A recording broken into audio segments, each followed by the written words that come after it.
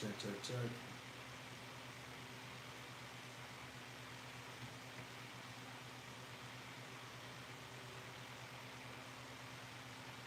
You are first today, Sharpening. Welcome. Welcome, welcome. Let me adjust this angle a little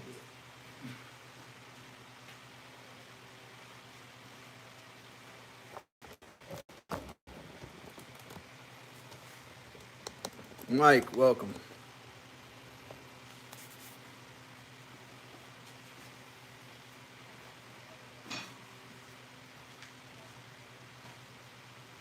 I'm gonna sharpen tools real quick.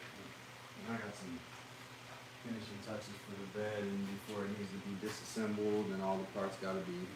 I gotta work some joints. A couple of the diagonal braces need to be the tenons need to be trimmed slightly, and that can't be done with them obviously in place, and then they old and bear weight, so everything around them has to be disassembled. But welcome, good morning. Yeah, no mic. All right, hold on one second.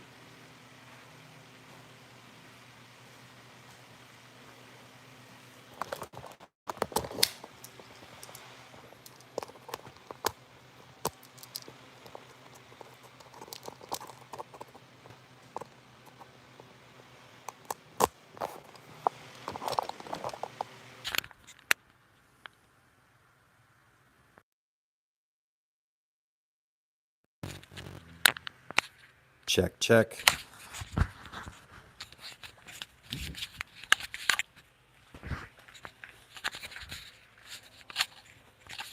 Check, check.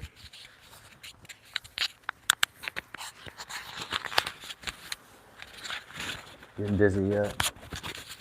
Thank you, appreciate that, Smoke. All right, good. Just got a couple of things to trim on these, and then what we're gonna do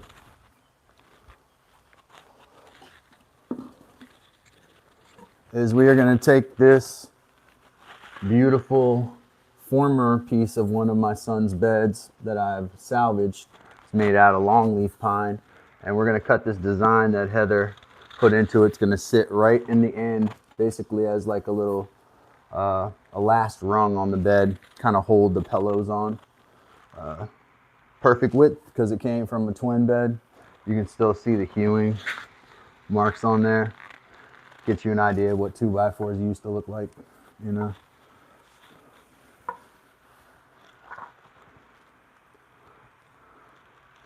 Good morning, good morning.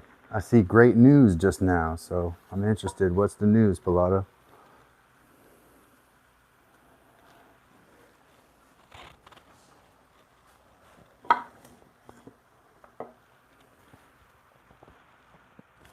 Good morning, Carrie. So let's get sharpening here so we can get to the other stuff.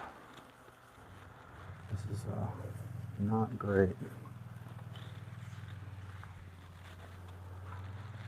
Good morning, everybody.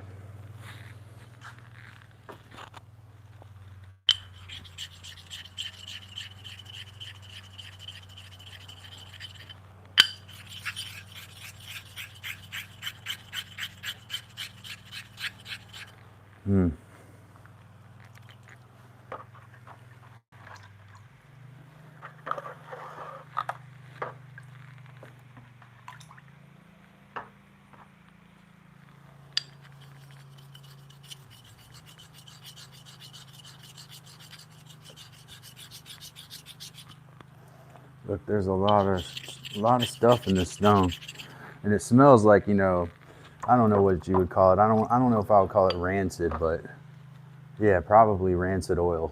The smell of rancid oil.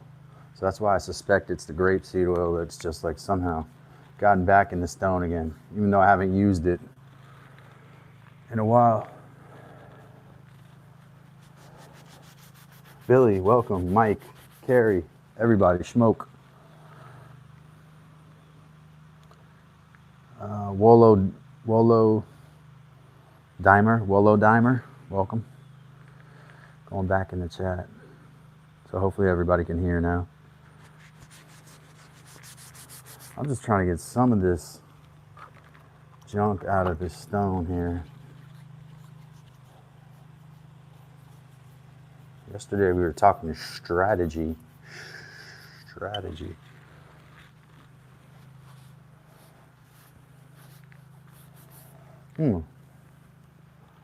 Cannot activate the like button.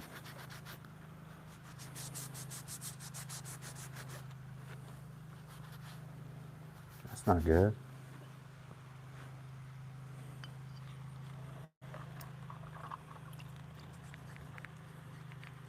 Double tap the screen, Carrie. Tap, tap.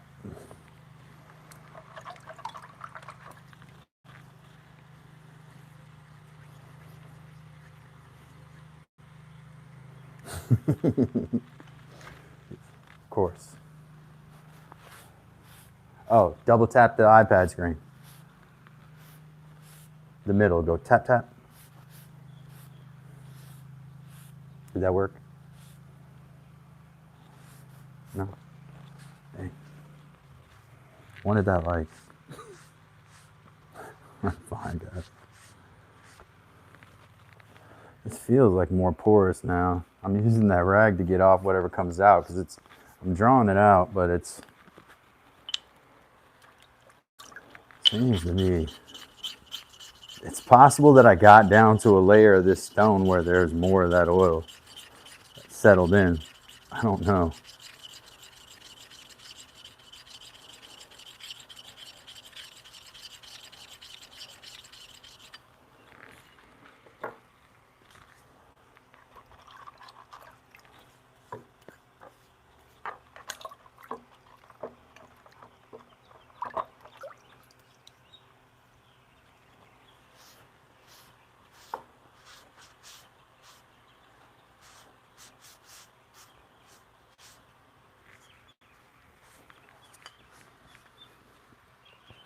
Helado, welcome. Welcome Chardonnay too, if I didn't say that. She was the first in. Let me acknowledge that. You get it? Good, Carrie. Glad you got to find that like button. Everyone else should tap that like button as well. Let me back this camera out just a slight bit because I'm not scared of you.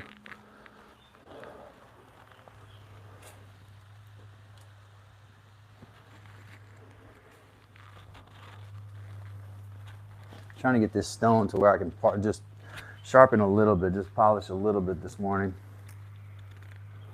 But I'm like finding that there's quite a bit of material in the stone. So it's inconsistent when I pull my chisels on it. One part of it will be porous and then the next will not.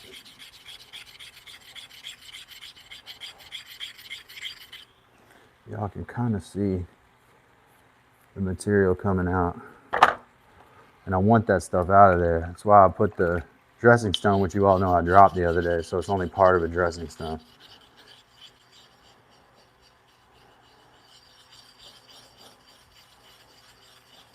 I'll put it in the vise and see if I can do it better up there.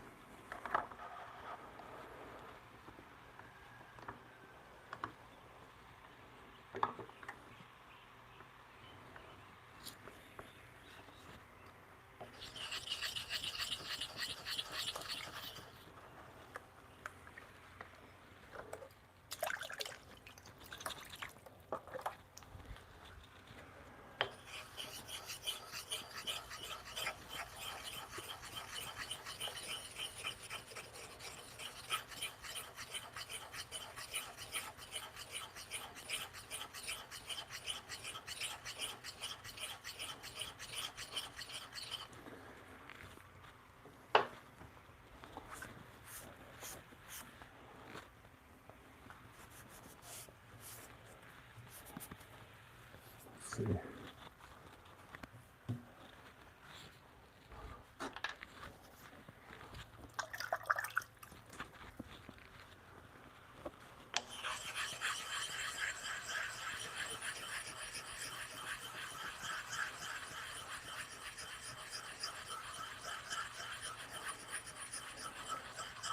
Guess I better do the important stuff on here, right?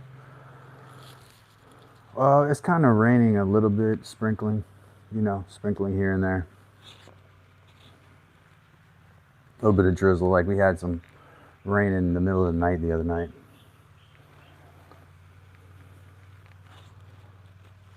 How's everybody doing? How's the weather around you? Hopefully good. You know.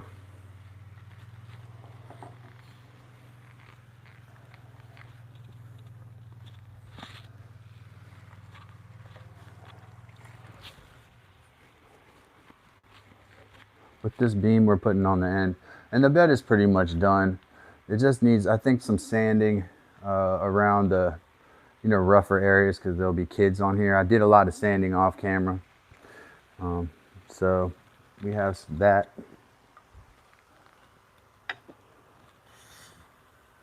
But it's windy out here today. I'm enjoying it. It's nice. It's cooler. It's been a little bit warm, as you all know, if you're in the East Coast of the U.S.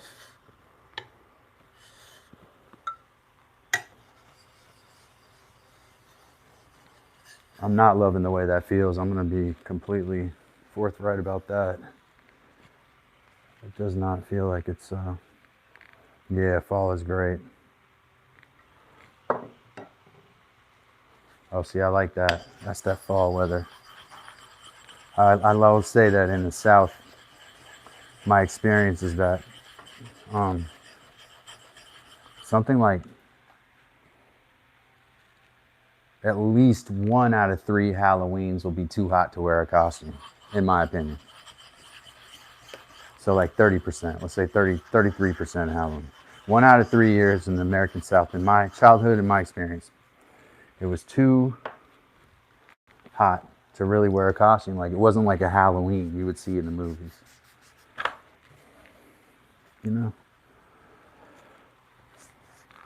Where it's crisp and the fall leaves have all fallen off and the trees are bare and kids are like, there's a breeze and you could tell it's a brisk. I think the best one in the last couple of years was the one during the pandemic, where it was a full moon here, and full moon, like about 40 degrees, and then the wispy clouds passing the moon, but all the kids had to stay in because it was I mean, I laugh about it. Gotta laugh because you cry. If you don't laugh, you'll cry. Kids had to stay in because it was the pandemic.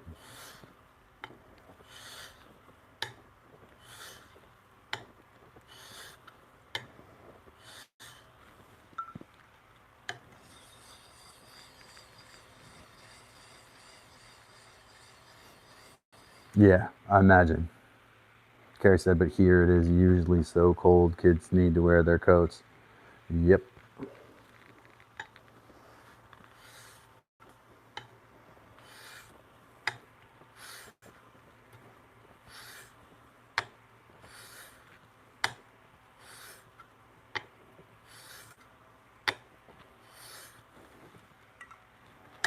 There's something to the latitude.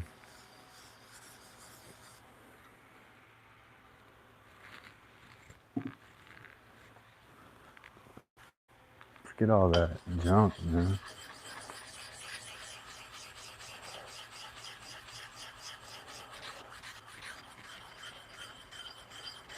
I'm gonna tell y'all, every time I chisel, it is full of stuff, and I'm like, so either I'm getting pickier, maybe it's me getting pickier. Either I'm getting pickier, or like my stone is getting clogged with stuff.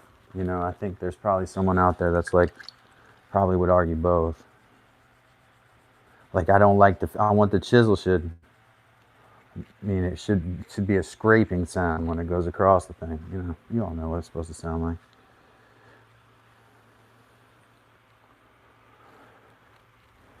Yeah, I'm a big fan of the trunk or treat because, it takes the danger factor out.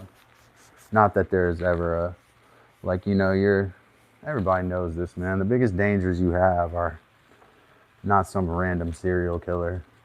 It's like not wearing your seatbelt. Like, worry about that. People don't worry about wearing their seatbelt or driving drunk. They worry about some crazy killer 2 doors down. It's just, I never understood it.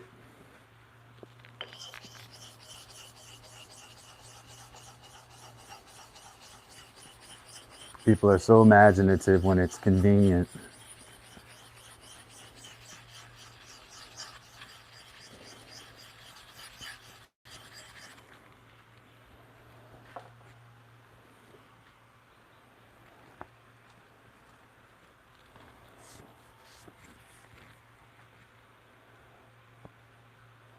Carrie says, I grew up in the South from age 3 to 11, mostly in Florida, but I lived in North Carolina in Cherry Hill for a year. Pilata said, I just use a diamond stone instead of a whetstone. I keep it clear material with a little Windex. Yeah, I think maybe a little solvent on here. I'm gonna put a little bit of what is this I got here? Mineral spirits. Just a dabble on there. I just feel like it's got schmutz, you know. Just a little dollop. Call it oh, see, that does take it right out, doesn't it?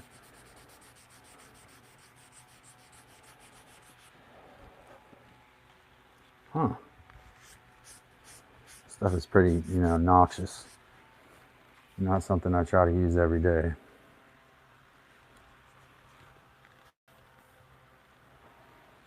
But it's working.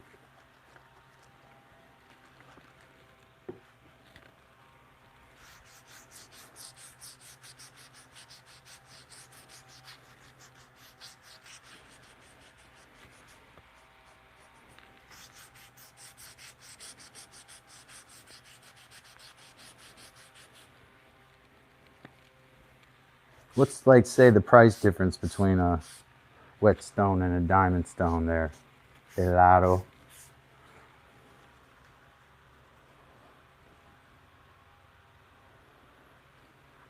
Good morning, Wes. Wes said, good morning, Calvin and the Chipmunks. That's true. I do need to have like a membership status that's Calvin's Chipmunk status. You're right, Wes. I'll take that advice. Oh yeah, Schmoke said that's why it's called a solvent, though he misspelled solvent. It's Shaw's cleaning. Hold on one second. An essence.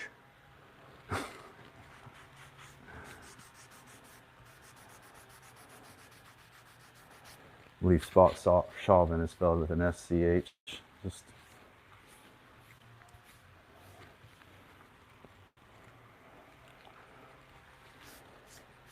Just, I'm not big on spelling, but sometimes I want to make sure that I specify.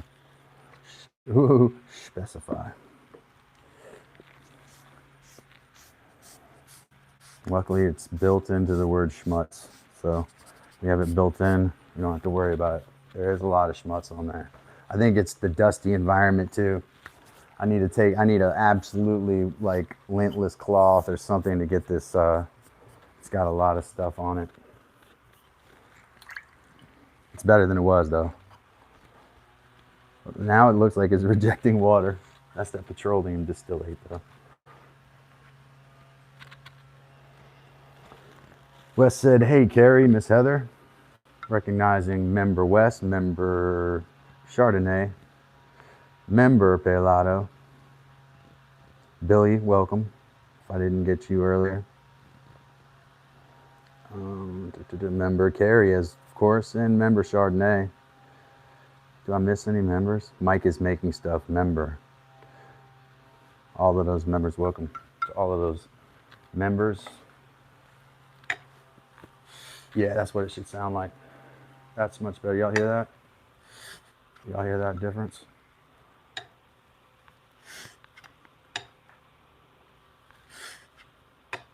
There is still stuff in there though. Like just rubbing it with my finger, you notice that it's because I wiped it with a dirty cloth and this is a dirty environment. I need to probably run my flow hood. I got this laminar flow cabinet that I built over on the other side. that will clean the air completely. So if I'm cleaning this and I want to get it completely dust free, I can take it to the laminar flow hood and use that.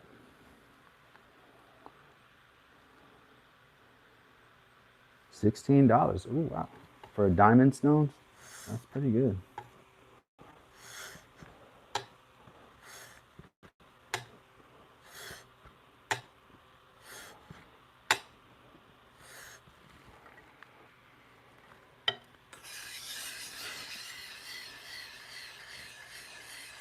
I want this one to be real sharp for that that beam that we're gonna chisel.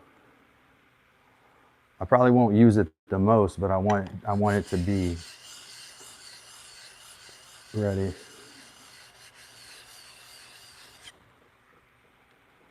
Oh yeah, it feels good right there. It's getting good. $16 says Heather Bean, and Carrie says not bad. I would agree. That's a really good price if it's real, you know, whatever. Then that's cheaper than the sandpaper.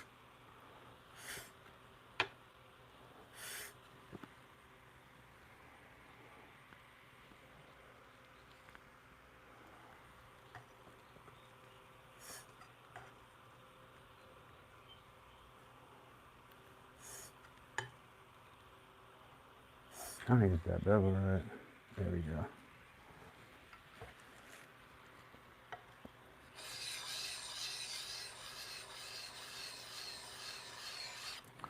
Carrie, bringing up the drum roll. Gonna have a drum roll now.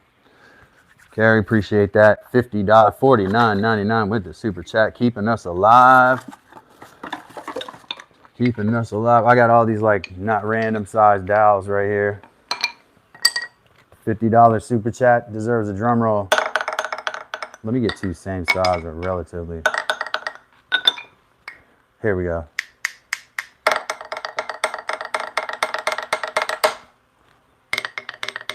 I don't want to get in there.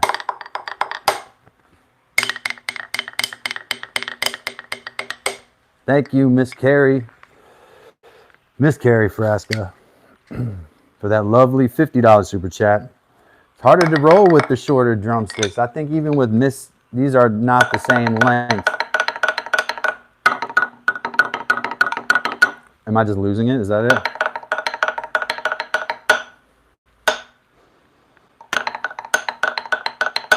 Thank you so much, Carrie. Making it happen for us here.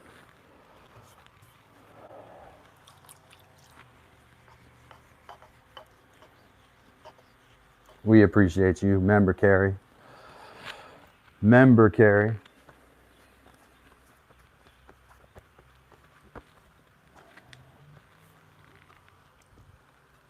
Let me get this. It feels a little burrish on the top, but maybe let's go with the back side. Ooh, yeah, it's gonna be good.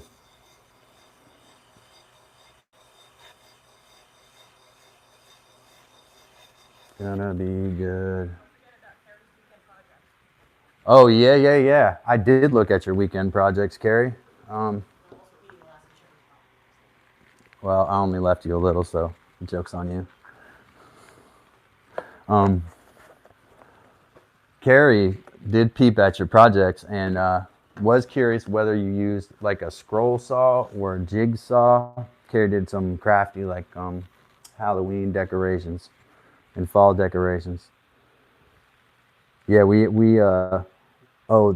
checked the pumpkins out. She says, Heather, I started painting the pumpkins and we'll take a pic and send it to you all. Yeah, Carrie's crafty. Crafty Carrie. And she's starting her YouTube channel too. Because why not, right? You know. Thank you so much, Carrie. Also, I was known to, I still do it to this day. Why do you think I run a YouTube channel where I build stuff all the time? But you know, I like to make wreaths out of actual, you know, pine and different types of evergreen branches and holly and stuff, and make real huge wreaths, because people underestimate what a nice wreath can add holiday wise. Like So I would build a plywood frame and I had holes in it, and I would mount my branches to the front and the back of a plywood circle that I cut. They probably sold those at the store, but I made a large one so it would cover a huge door and it would keep the wreath from sagging. So if you have a wreath that's, you know, the diameter of it is the width, almost the width of a door, 3 feet or whatever, you need support so it doesn't sag, something I learned early on. Well, I took plywood and made a plywood frame and then had holes drilled through it. So each year I could replace the greenery and put new stuff on it using just wires and things like that. So I do other stuff. Like I think a couple years ago, I was using the bandsaw and just cutting out Christmas tree shapes and different snowflake shapes and making Christmas decorations. It's always fun to do that. Christmas is great. The idea of Christmas and the lead up to it, almost as great as the thing itself. Also, same with the fall season. Welcome to Dad's Workshop. Thank you for being here. Thank you to Carrie for being here, and thank Carrie for the super chat. That was very generous. Carrie, as she mentioned, does crafty stuff too. And if you're on my Discord, you'll probably see that. That's the way I can plug myself. A selfish little plug. Otherwise, Carrie's channel is, I think she hasn't started it yet. 10-inch bandsaw, good. There you go, jigsaw, right? Yeah, I love my jigsaw. You don't see it a lot on here because I do stuff like manually and we chisel out the waste.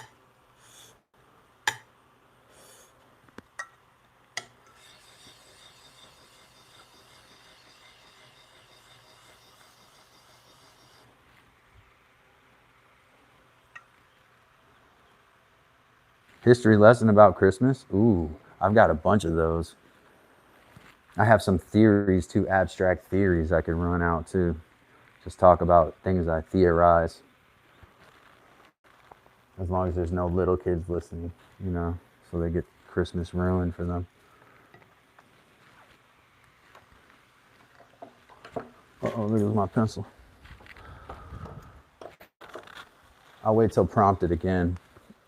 And then I'll start telling Christmas stories. So yes, oh yeah, man, I listen to I listen to like a lot of different kind of Christmas music, but the stuff that's closest to my heart is the very traditional, like very, very traditional stuff. Probably you all wouldn't. It's nerd stuff. I'll start nerd out on music here. Stuff I made Chardonnay sing when she was in school, most likely. We'll put it that far.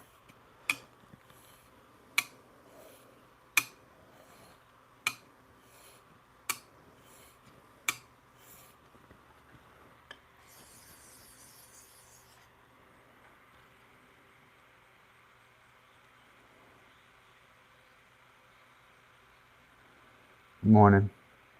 Morning, Runic.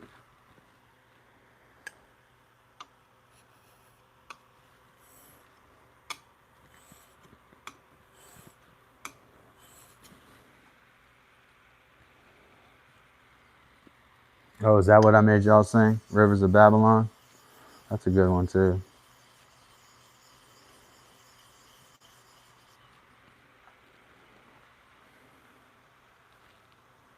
Yeah, that one was fun.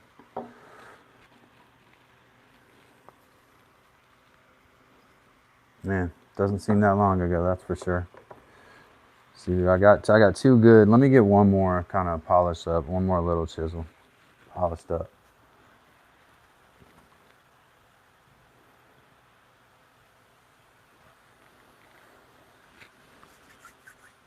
It's all-time favorite, huh?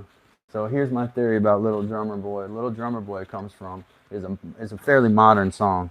And I say modern in the sense like it's in the last 100 years that it was written.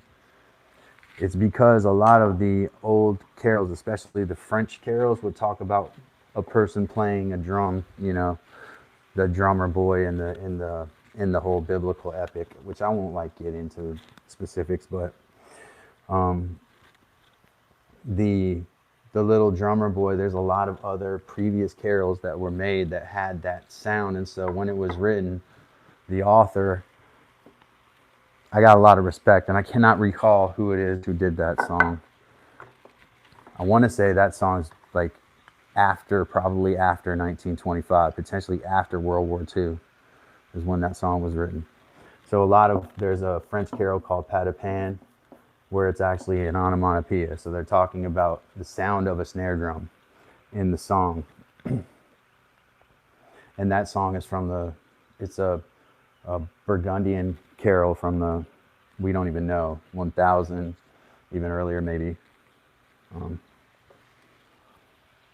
So, yeah. Thanks everybody for being here. Thank you, Carrie, for the super chat. And yeah, Little Drummer Boy's a good one, and it definitely demonstrates the sound that a Christmas carol should have. There's two different sounds for Christmas carols. You have bright and happy descending scales, and then you have darker, more brooding, dirgish music because of the the bittersweet dimension of Christmas. Christmas is supposed to be bittersweet because you know already that this baby, right, is going to meet a terrible end. That's already known. The joy is foreshadowing, and so that makes it dark. And so some of these ancient carols have that dark sound built into them. You know, like Gabriel's Message, the Basque Carol, and some of the oldest carols. And some of them are not even related to Christianity at all, but rather the religion that existed in the area before that and how they celebrated the winter solstice, as you probably know.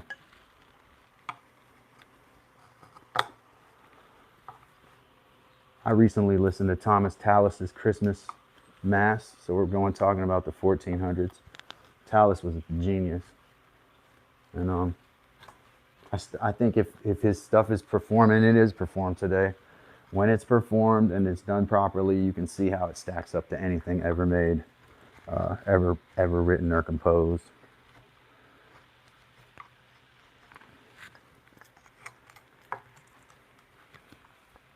Thanks everybody for listening to me just rant about music. Carrie said her favorite carol was Little Drummer Boy, so I was just adding a little context to that. It's a good choice.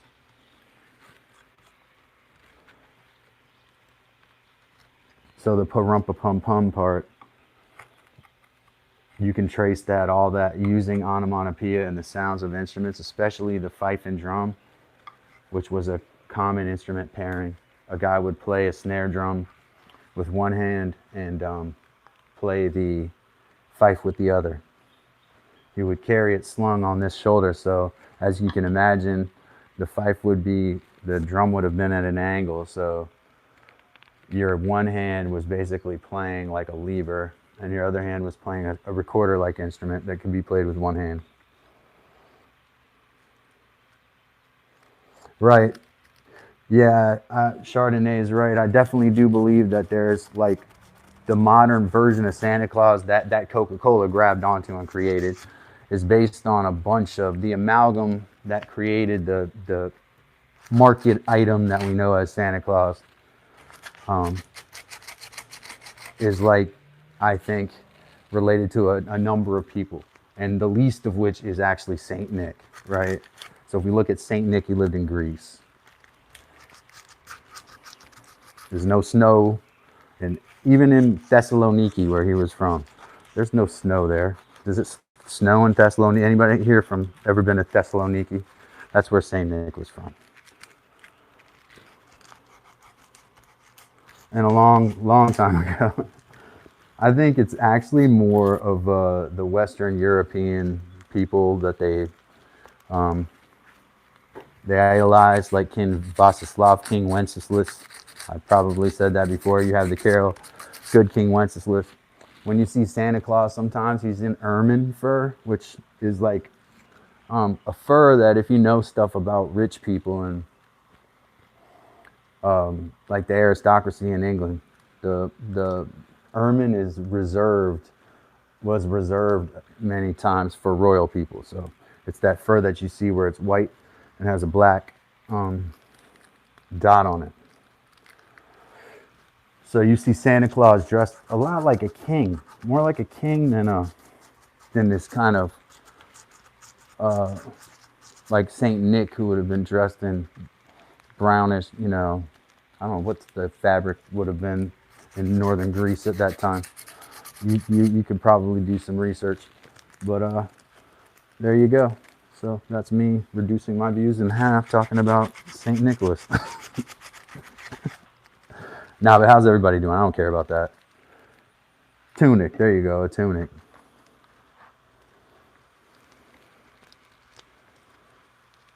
Wool would have been probably the primary one, right? And then the different leathers and skins. Like I said, ermine is a fur that comes from a weasel, kind of a cute weasel too. You got to be kind of savage, you know. But you know, fur traders, they still to this day catch ermine.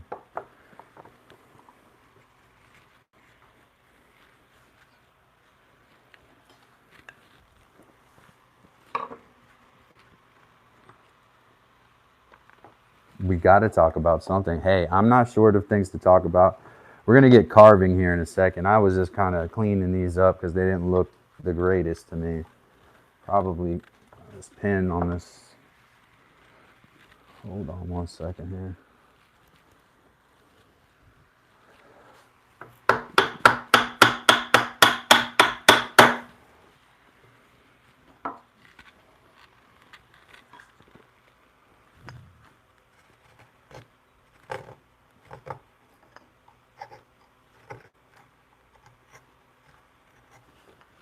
There we go.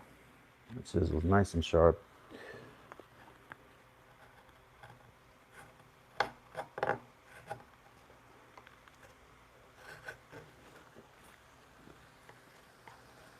Yeah, so ermine fur, and then you see Santa Claus dressed in you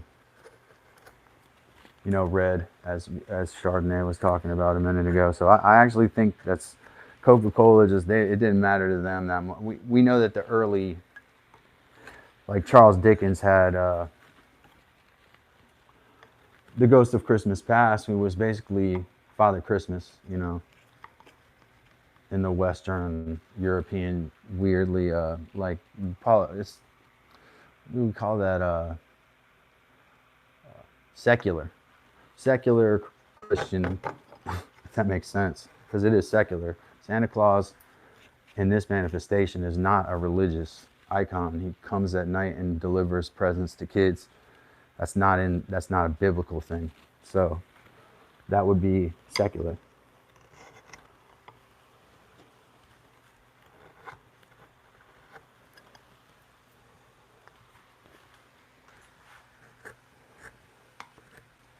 Maybe originally it was considered you know, in old Roman Catholicism, you know, a lot of the original Protestants, the part they criticized was that part, like the hagiography of the saints and all of the false stories they would tell. I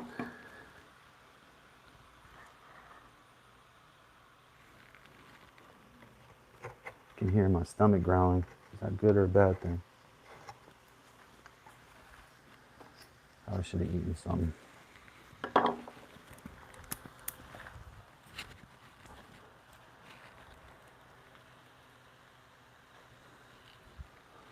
Hold on for a second, guys.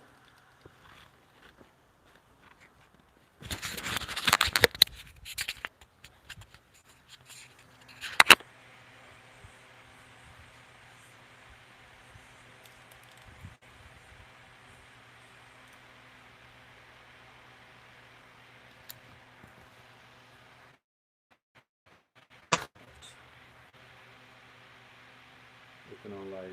Sorry.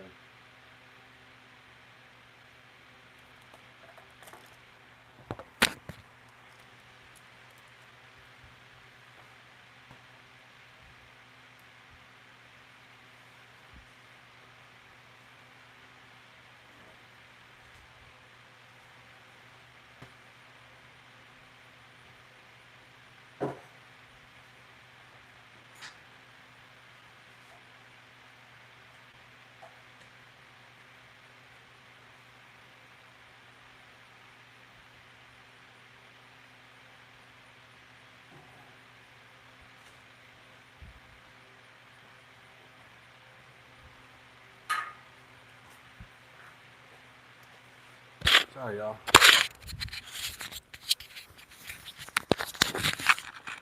Let's pull this rail down and cut some of these curves. Oh, but first let me do this.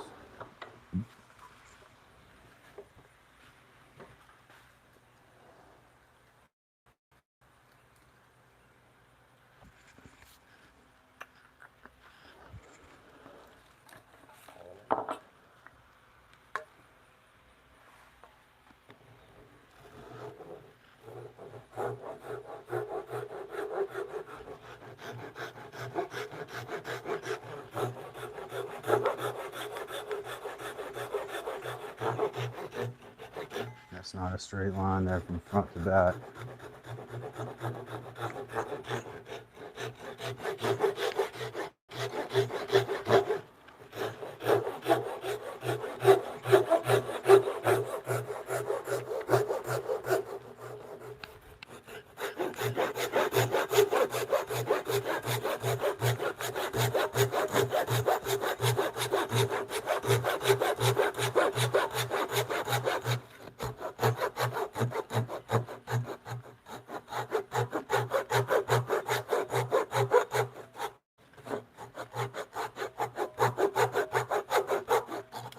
Trying to stay outside that line. See if it gets tricky.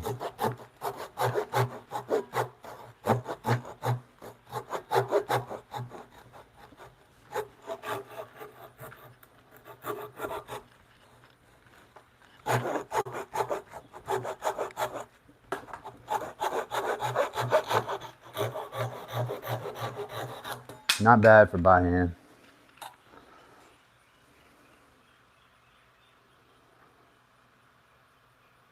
Strange angle though. Welcome, New Beginnings member. Welcome.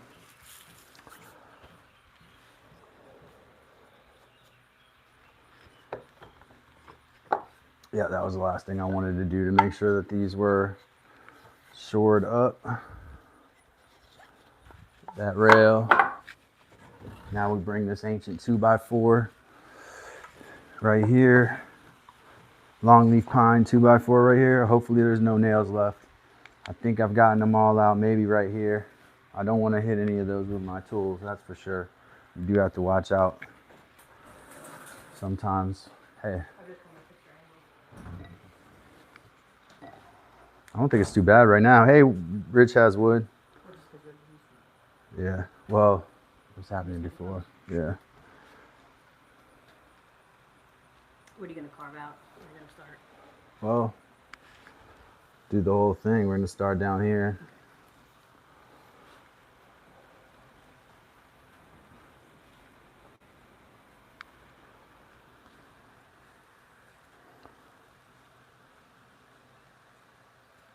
So this used to be one of the runners for one of my kids' beds, one of their early beds. So I'm going to reuse it in this bed as sort of a headboard. It's going to be the last piece that goes between stringers on the ladder side of the bed. So I don't know if I can see very well here. Tell them where you found it today and why it was back there. Oh yeah, well I've got another one over here too that I saw out there today. So it was behind the wash machine today, and I looked at it and said, hey, that's probably a good piece to use for this. So we're gonna do that. Take out, you kind of see it's just roughly drawn. I can carve it in, it can be rounded over too, doesn't matter, as long as these basically dados on the end, lap joints on the end are good. You can see what's cool about this 2x4 is you can actually see that this was milled basically in a circular mill. The striation marks on a bandsaw mill are going to be straight up and down, right? These ones all come curved. So that's kind of part of the patina of it. It's really a nice piece of wood. So we wanted to take off as little as possible.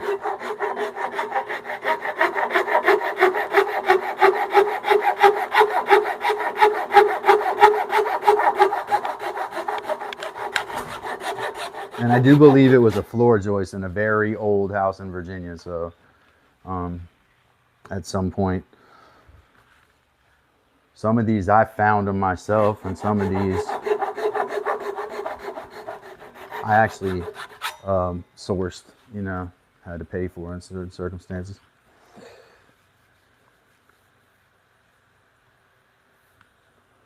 Well, thank you for being here, New Beginnings. Chase, thank you to Mike. Thank you to Carrie. Thank you to Chardonnay. Thank you to Pelado. Thank you to my people, because that's what this is all about. The community building aspect, which is, as you know, the most important factor. So yesterday I said, if you want to monetize IMO, you mean you can believe me or not. That's why there's a million people to listen to. If you want to monetize IMO, you got a live stream, right? Today I'm going to tell you the next thing you do once you do that, because it will be only a matter of time.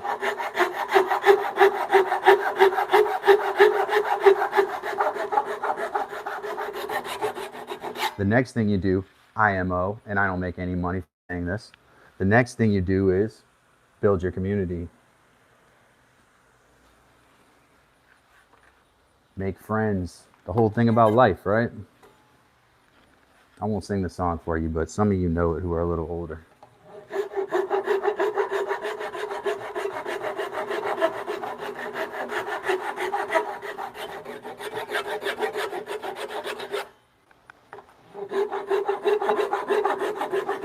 This is exceptionally with imperfections in it. It's not like a modern 2x4. And yes, modern 2x4s are inferior. These are always better. The wood in these is always better.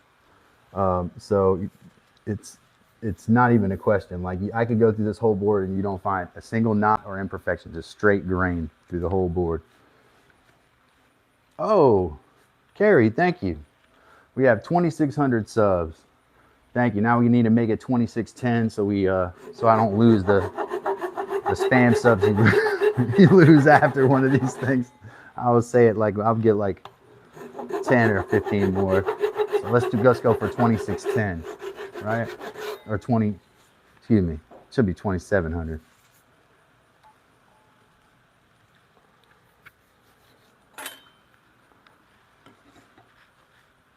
Yeah, all good news, right? All good news.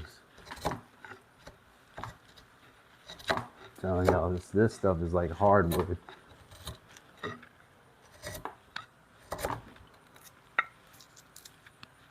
I want to show y'all the grain, but it'll be revealed.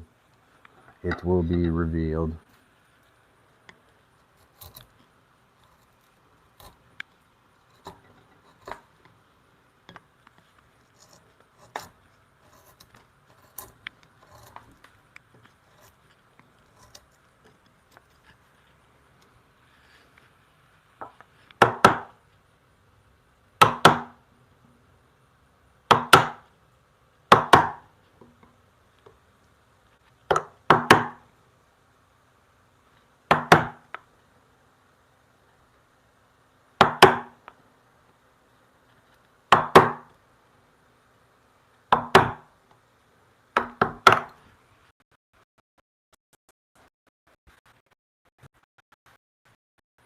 Open curve right there.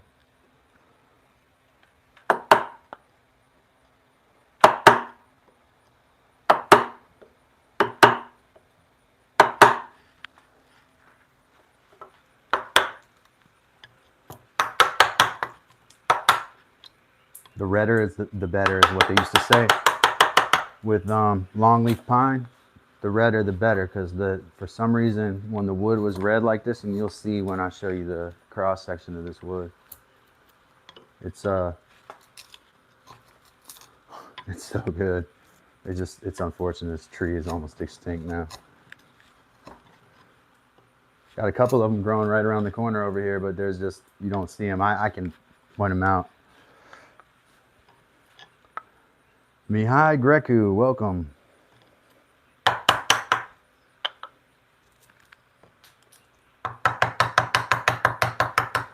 I'll show you a chip of it in a second so you can see.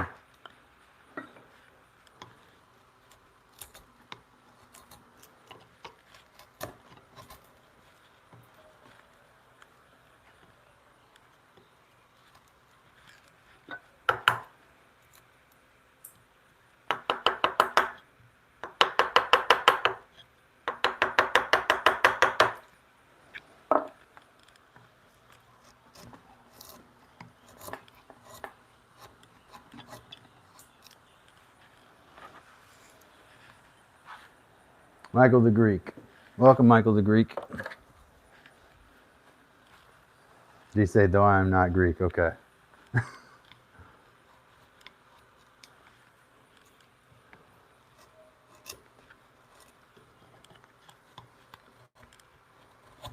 But welcome nonetheless.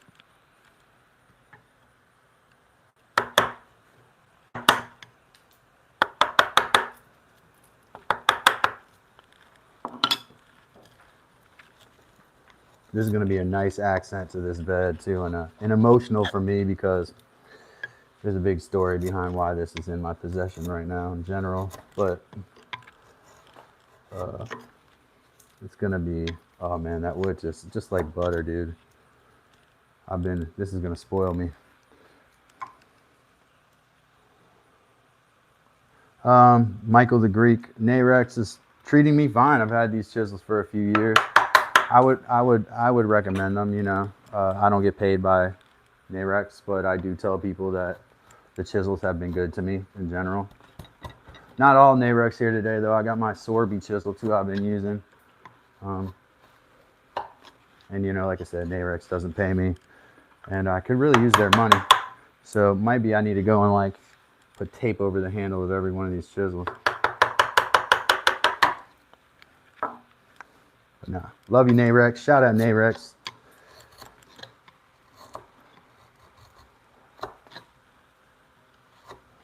Narex. Some of these edges are they're gonna have to be re-edged like these chisels. I don't know if it's worth it. With some of these, probably just get new ones and sharpen them from the factory edge. I mean, I'm not gonna throw them away. I'll keep using them, but I'm not going to if there's an angle on the end. I don't know if I'm gonna try to re-edge it. Just keep it with the angle and use it appropriately.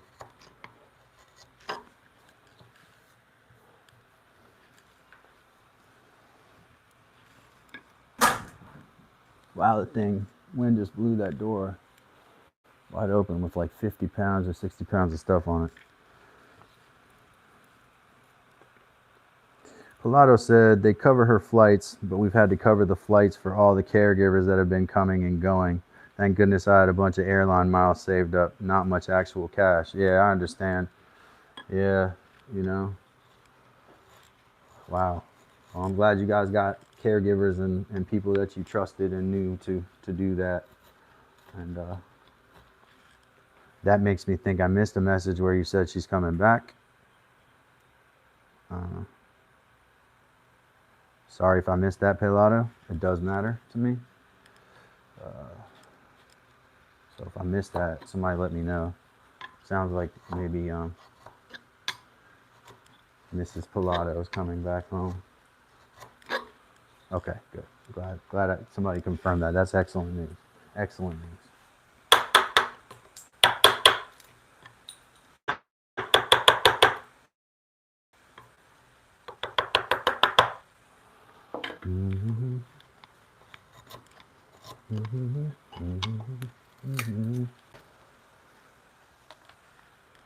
This wood, the way that it polishes, I don't know. I think it's just special. They wouldn't have deforested the whole world of it if it wasn't like, this is the Lorax tree right here.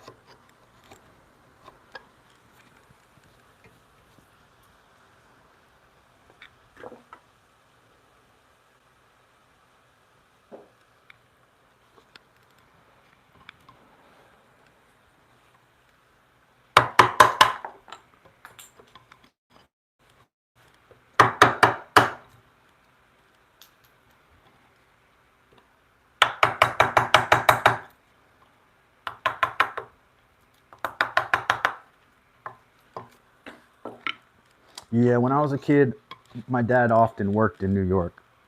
And I mean, he had an office in New York, but we lived in DC.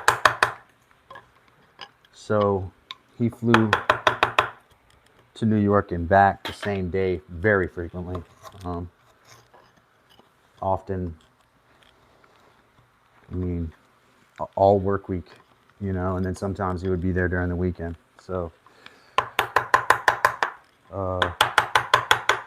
he would come back during the same day if possible, but if he had to stay, if there was something important, he was up there. And that wasn't the only time. Like, he actually would fly to California and come back within 24 hours. I touched both oceans because, so he was very well traveled. Pilato sounds like he's pretty well traveled. Yeah, my pops was he is still alive. He doesn't fly like that anymore. But I was convinced back in the day that he maybe had some of the most, because it was just impossible to fly more. It's like, I don't know anybody who flew more. And they give you a lot of stuff when you fly that much, or they used to.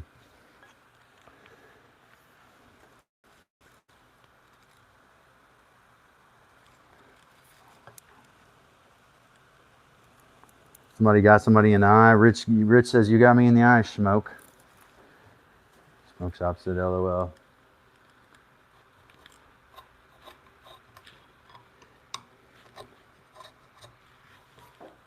Loving it.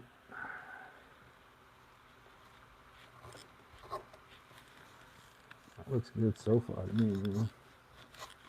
Get down past these lines right here.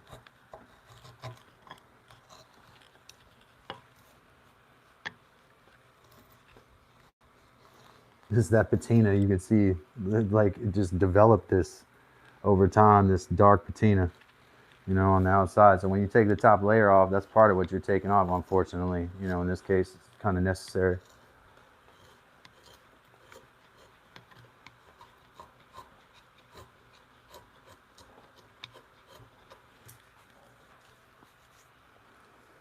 Mahal, gotta go. Hope hey, appreciate you, man. Thanks for being here. We'd love to have you.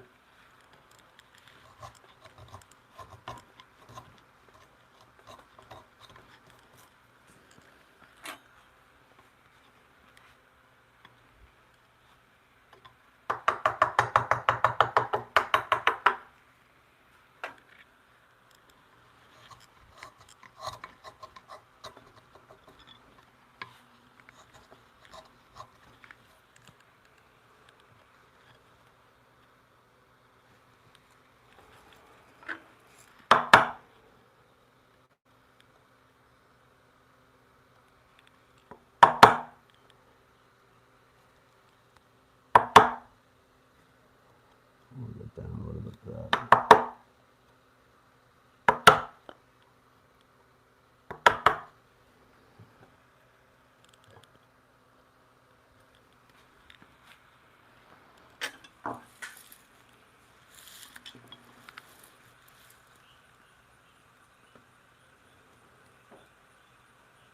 Yeah, London's an expense. Pilato said his wife wants to go there for their 20th. I encourage that. I've been there. Well, the last time I was there was a long time ago, 1999. But I enjoyed it. I just know it is very expensive. A lot of options nowadays, though. I bet like England has their own like Airbnb.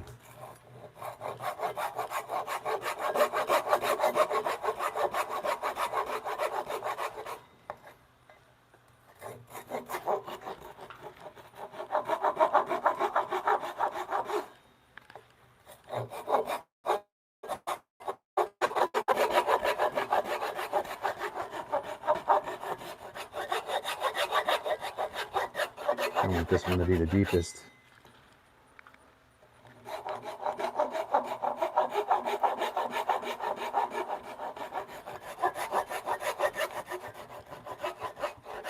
Do some rocking, and I know one of the things I need to do before I put this wood bender in here is I need to sturdy up my bench a little bit, brace it a little more.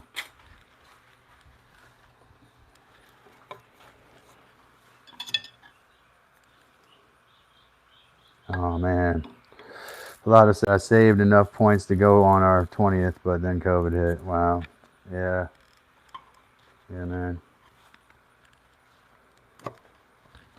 Maybe, you know, every day is a gift. You know that, as you know. I'm not telling you anything you don't know. And, you know, you still, that opportunity is still in front of you. If that makes sense. Okay, great. There you go. And there's the happy ending to the story. Everybody needs to get their minds out of the gutter when somebody says happy ending. We're talking about actual stories, you know. That's where that came from. Stop perverting phrases. Stop thinking like that, and we'll get so much further as a group. Get your minds out of the gutter. All of you should be ashamed of yourselves.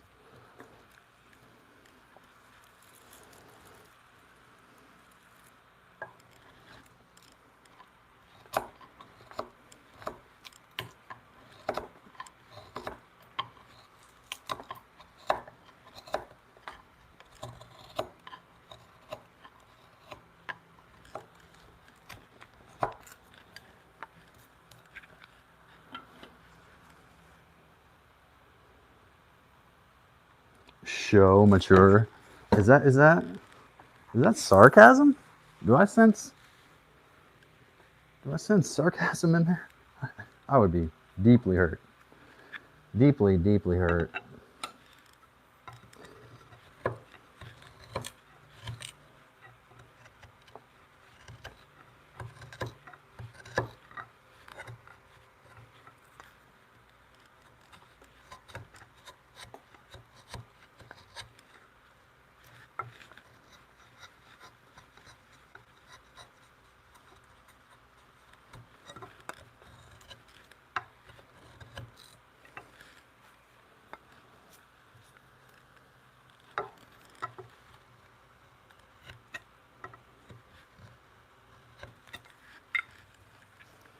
Can y'all not see that? That's unfortunate. I was like the money shot. Speaking of this woodwork, of course, woodcraft. If I'm optimizing my SEO, it's woodcraft. So sorry, audience.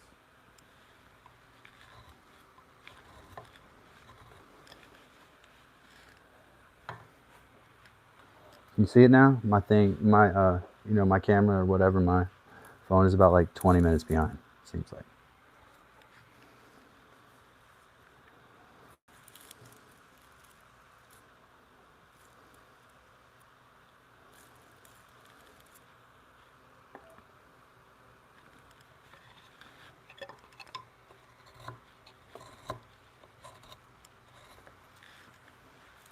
So I wandered the streets of Paris on my own, which was very romantic, said Pilata, taken completely out of context.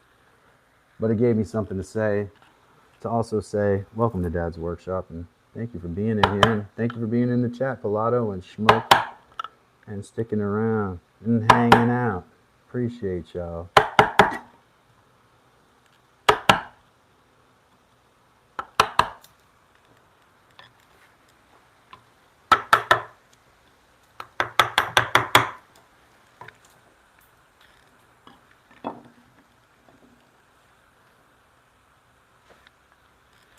But what do we have? What was the beginning part of that? It was a great trip. Went to England and Wales. Took the Channel train to Paris, France. Paris was rough on my wife, though. She was sick the whole time. We found out later she had a parasite. Ooh. Ooh, yeah. Sounds bad. Oh, yeah. Not a rifle stock, though. I don't know. You probably could make a rifle stock out of longleaf pine. Like, it's strong enough for that. Other varieties, maybe not, but this one probably. Like I said to other people, that was like what I started doing woodwork to do a long time ago. Was I wanted to take walnut and fashion it into rifle stock. That was like only thing I wanted to just do that, and then I got away from that. Started doing other stuff.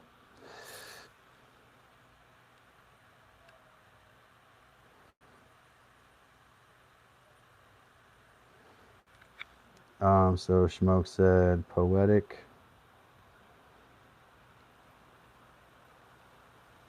Yeah, I mean, I've never been to Paris, so I'm glad she got there. You know, I understand they have really good medical facilities over there. So hopefully that care over there was good.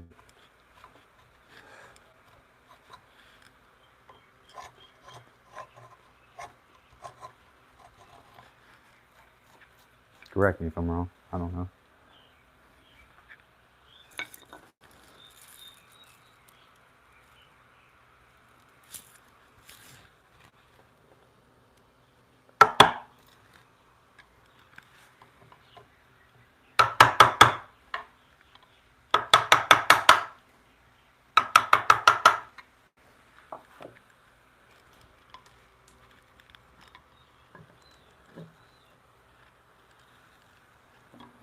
I'm gonna do this here.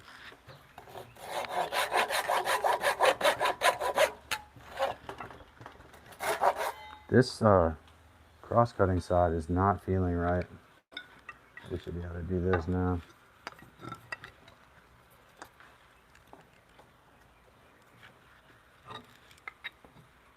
I want this side.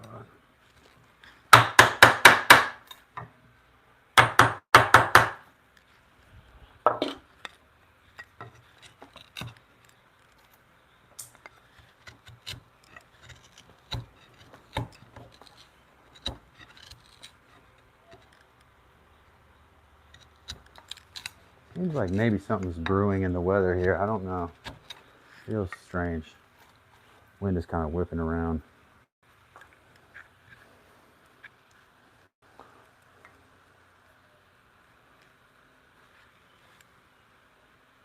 All right.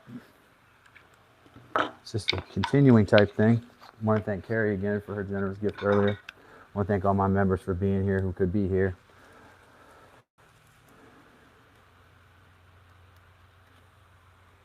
Let's see here. Moving this back.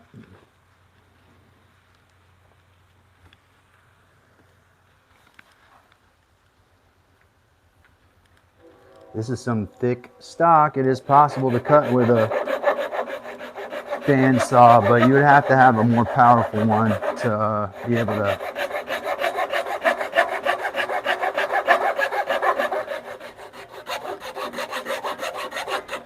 larger band saw. Yeah, this definitely don't feel right. I must have hit something with this. It was like real sudden.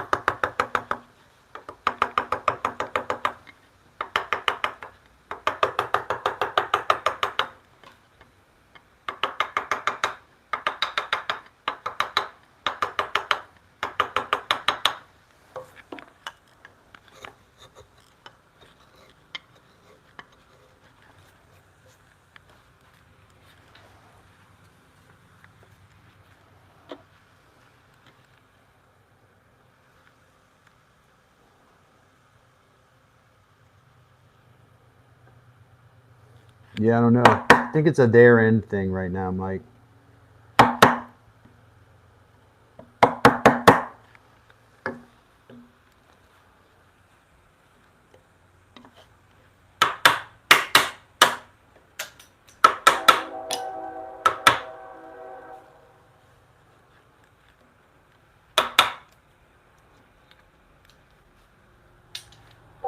This stuff is great wood for kindling.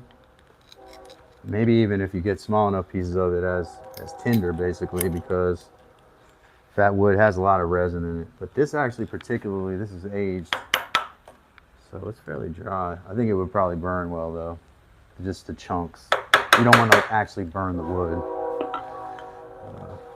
especially not, you know, obviously antique wood that you.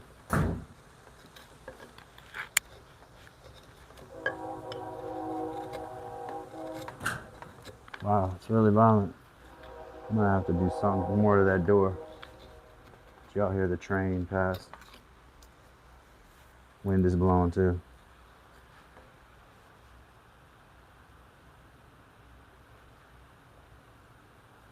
And there's winds too, so what else? I mean, we got a train, we got winds. Hopefully a good change, you know? All right, let me get this at an angle here.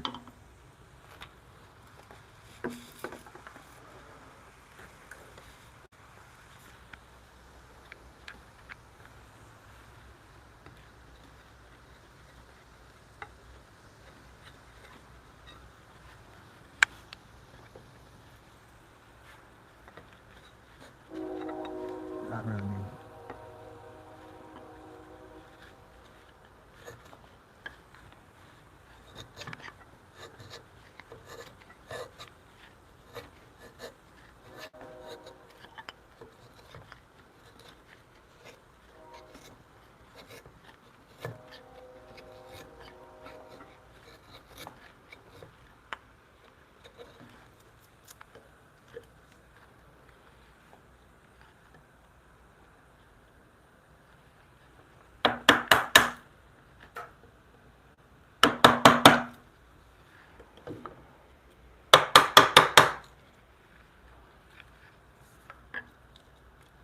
See, what change are you hoping for, Heather B? Always good changes that can happen, right? But I'll let Heather answer those questions directed to Heather.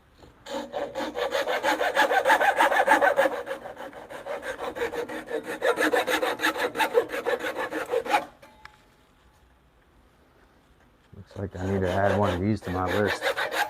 I need a new one.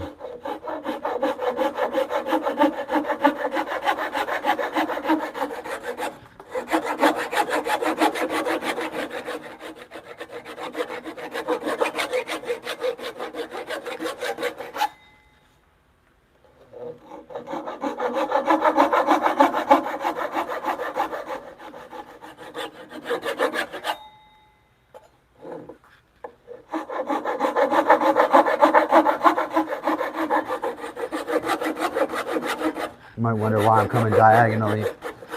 It's because there's two nail holes there, and I think my best bet of avoiding any kind of nail material in there is to come diagonally.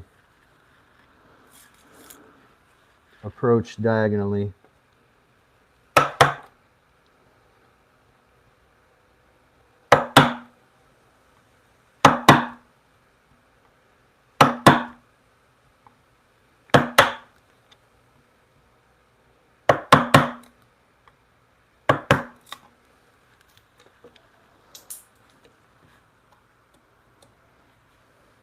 I don't see anything in there.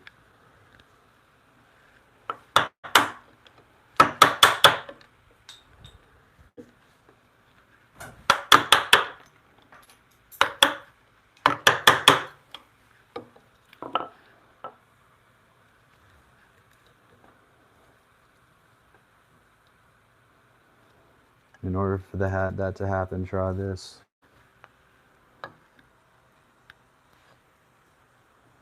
Yeah, it's very hot. So the earth to cool down, it's not a problem for us. Now I'm going to turn this around so I have an angle kind of downhillish at this, so I don't pull the grain up.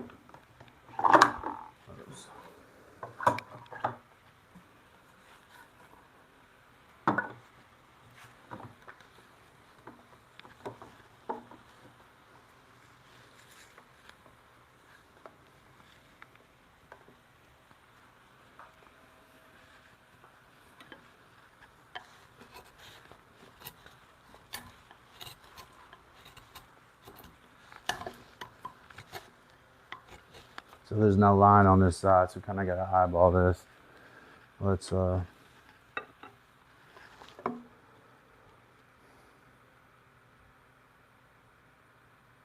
That's true.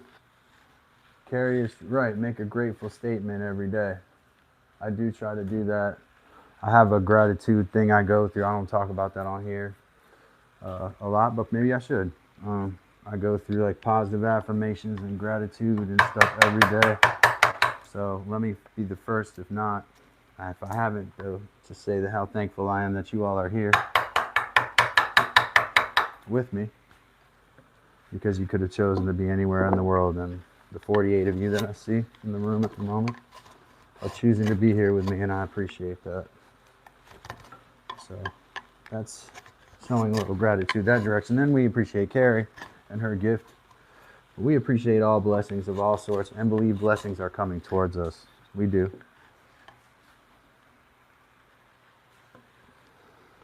We believe that.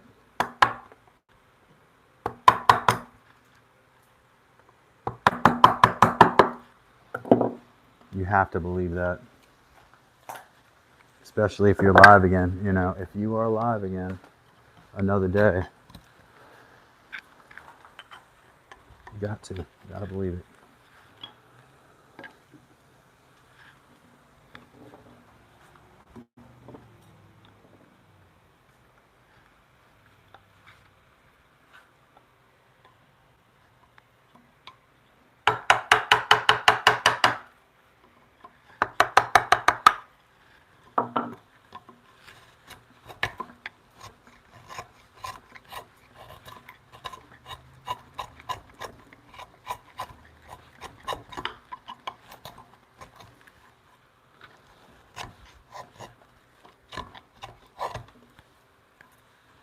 Honestly, it feels like I'm working hardwood. It's not difficult. I think my stone is the problem right now. My 8,000 grit stone. I'm spoiled. My tools have been very sharp recently. Luckily, I probably got a couple up there that have been polished and not used.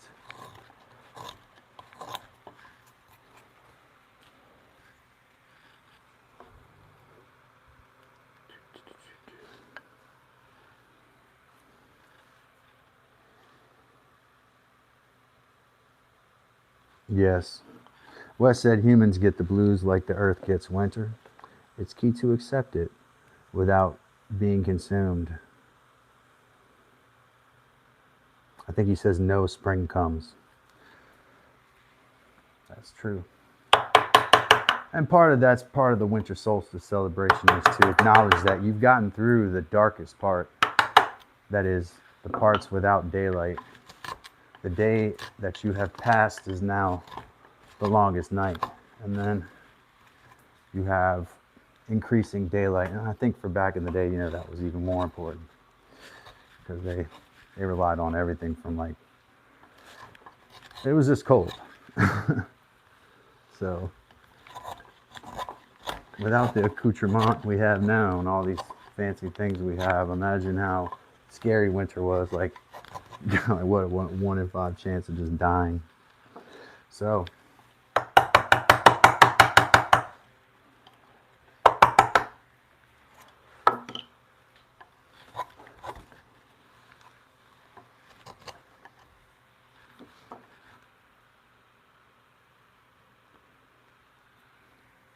Palato have a book or something?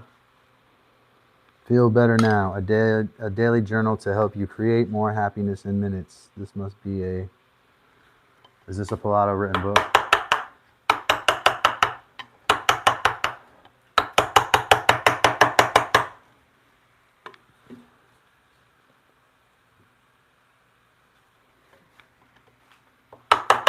Oh, is this Carrie's book?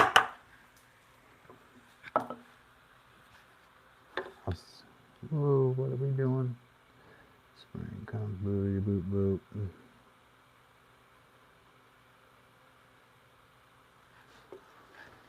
Well, of course, I want to encourage anything that'll make somebody, you know, your day is all you have. That is really, it's all you have. Every day that's before you is 100% the only reason you're there, right?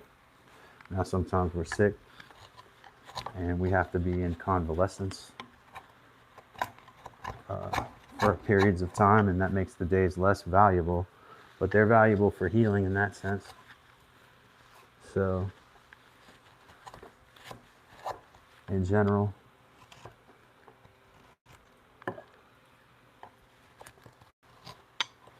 got to celebrate each day. You've got to.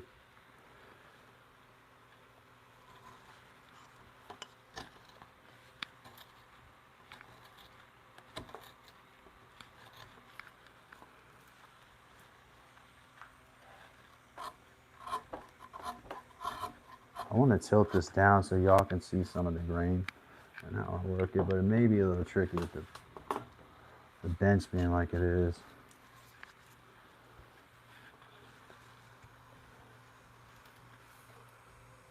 I don't want that leaning against.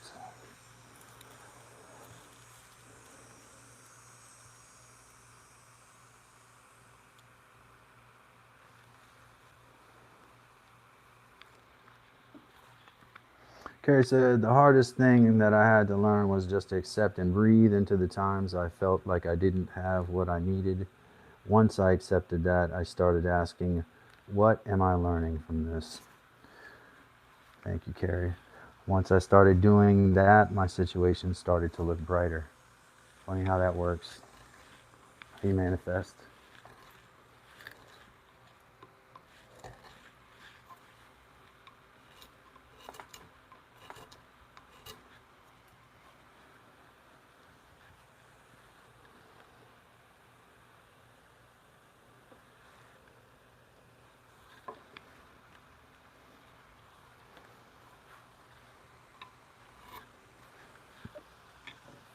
Tools are sharp. I think I'm a little more cautious on this piece because I know this is from a beautiful piece of wood and I don't want to ruin it.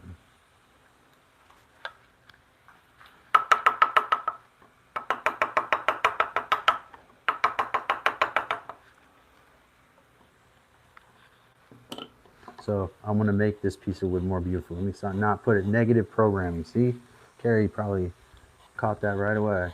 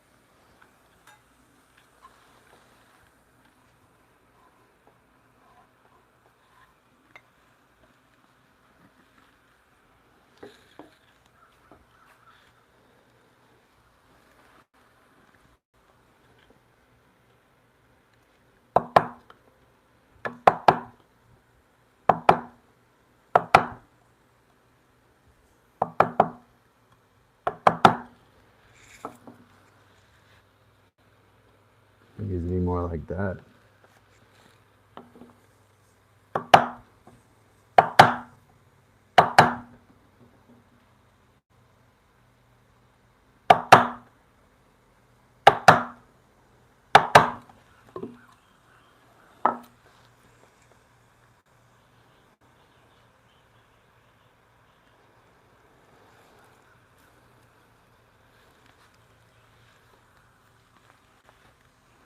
Trying to, I don't usually rush anything, Pilato, but I do appreciate that reinforcement. Yeah, I try not to rush anything, but yes, there are a couple projects where I think components of them were rushed and I regretted that part. That's about the right line there. And then on this side, generally, I'm going to take a knife. You can kind of see a pencil line there, but I found my buck knife the other day. I'm going to use that. The camera likes those anyways.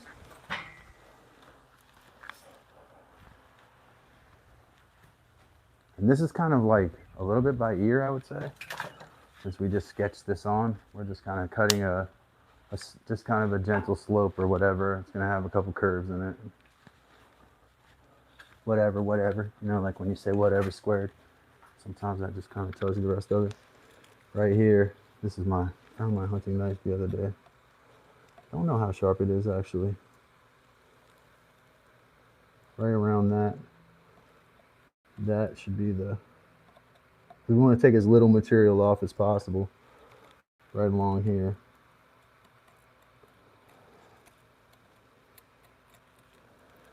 Something in there. Man, I'm losing my eyesight so bad.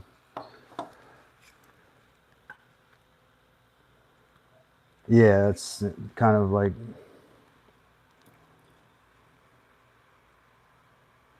Rich has wood. He said goodbye to us all by whether we were bearded or not, but we are glad to have you, Rich. Thanks, and have a good afternoon or morning, depending on what it is for you. It's the afternoon here. I know it's the morning for Carrie. Rich, it was great to have you. Thanks for being in. And definitely stop by back again.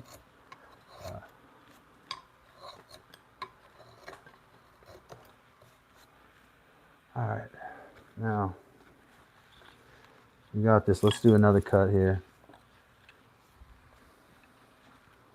Yeah, it's going to be right along. Maybe a little higher, maybe a little higher. Doesn't matter that much. I don't want to mar it all up, but it's some of that is going to get left, like the patina is going to get left, so we'll just have to deal with what we got here. That was a terrible hit right there. Some days good, some days bad, man.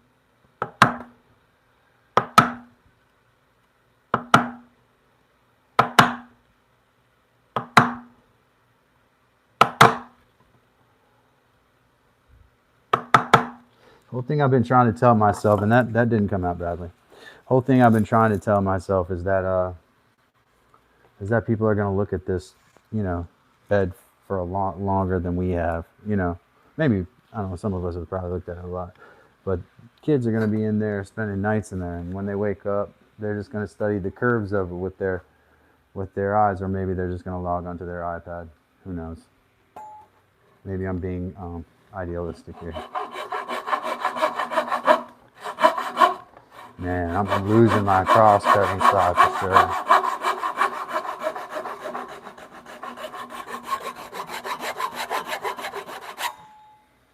I want to thank all my members too.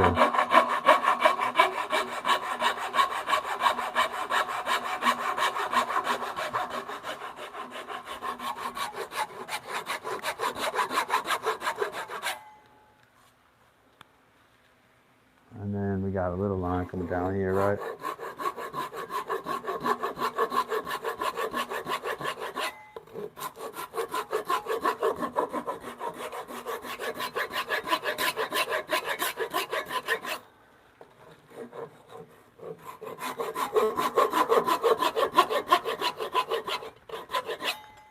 One in the middle there, right there.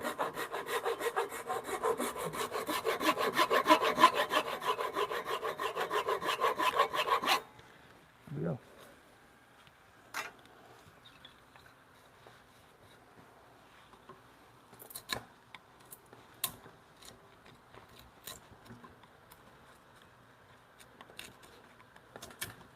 Now it doesn't matter if we dig into that material there, right? So you can flip your chisel over.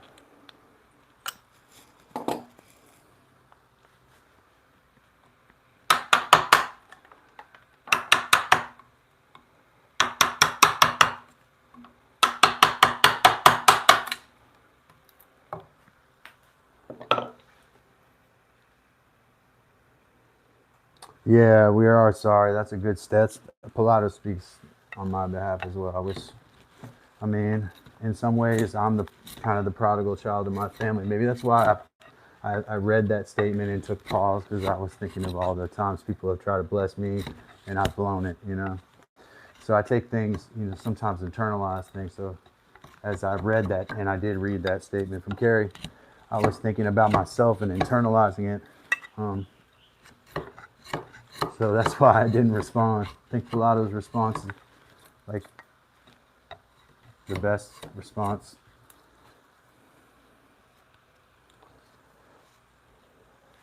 Let's get this out of the way.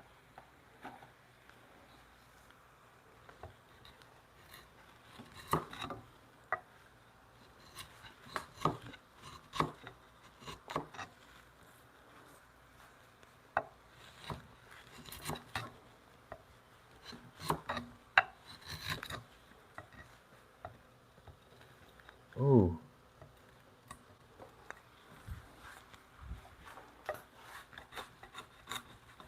Yeah, that was gonna happen.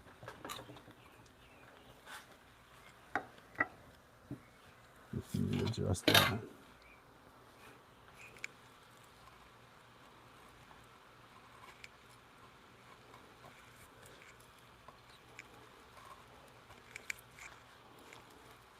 I generally don't turn the chisel towards myself, y'all. It's just I gotta go downhill and I want to reposition this whole thing.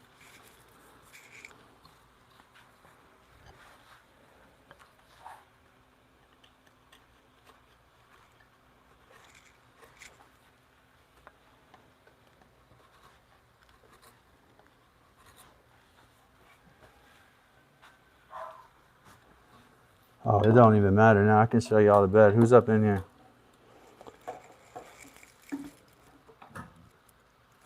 I'm sorry if I made it about me as well. Yeah, no, I mean, sorry. What it is just me internalizing conflict, and I think just being self-critical. I'm not trying to make it about me.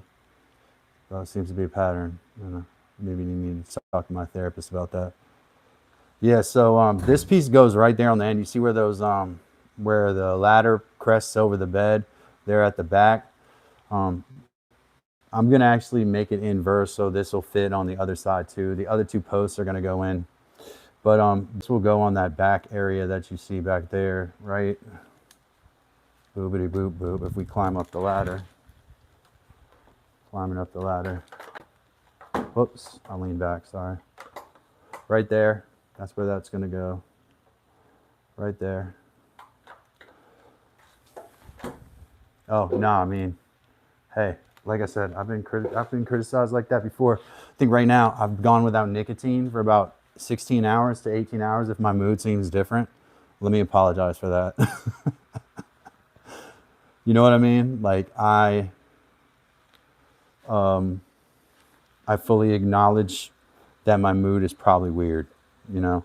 Taking things personally, not taking things personally, blah blah blah blah blah blah, you know. It's gonna be a couple days before I like come back to center, so to speak. So that's probably affecting the numbers as well. And that's why they're like that. You know, I can get all the kinds of things I want to make it, but whatevs. So this piece goes on the end, and you know, numbers go up, numbers go down, and that's how it works. But we're happy to have our members, Pilato, Carrie, Mike was in here. Heather is not a member anymore. Heather, she's saying, Wes does it. Heather was gifted a membership.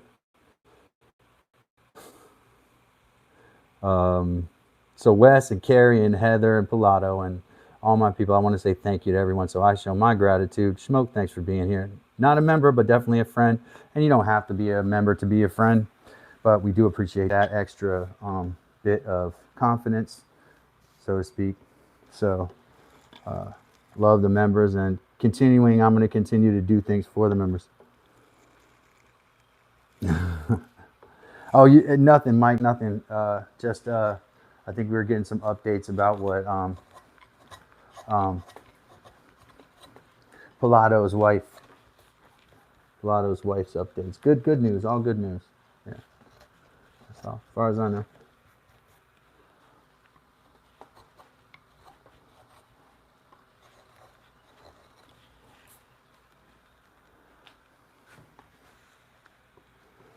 Can y'all see the middle of this crest here? It's important.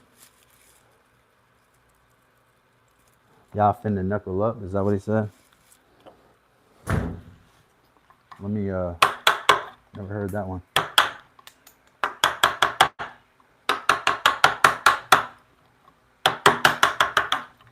Get through that down at the bottom. I kind of left myself with too much last time.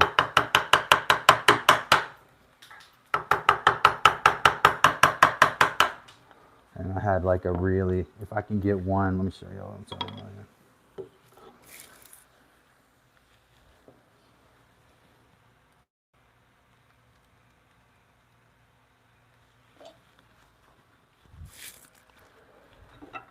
If I can get this down with one like firm.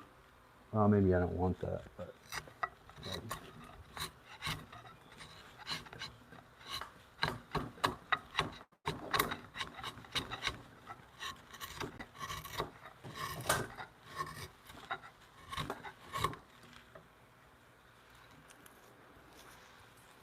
oh, there's no fighting.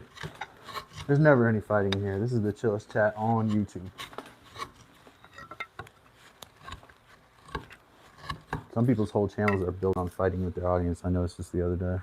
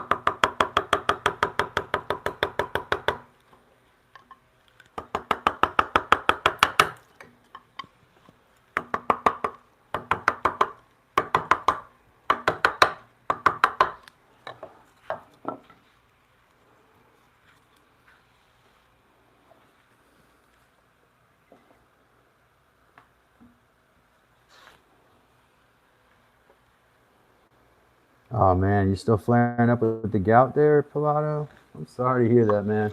I totally now know how that feels. And as I told you the other day, gout and kidney stones. I've had both multiple times.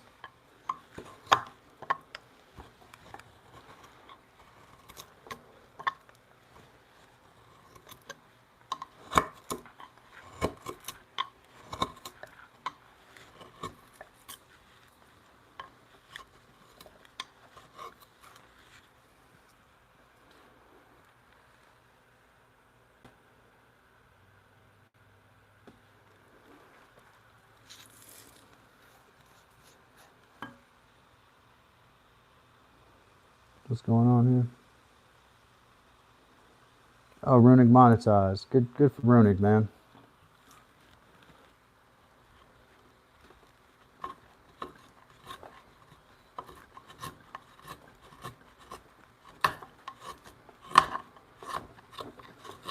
That Runic live streamed. Actually, I popped in the other day and noticed he was like super close. His numbers are, you know, yeah, them lathe numbers, man. Y'all lathe folks. It's a little different.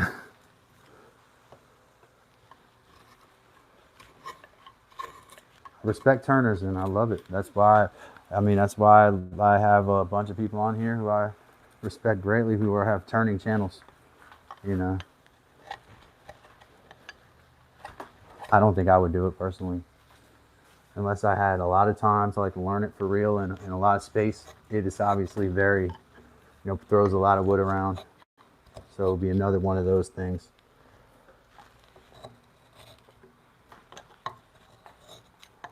It's a beautiful craft, no doubt about it.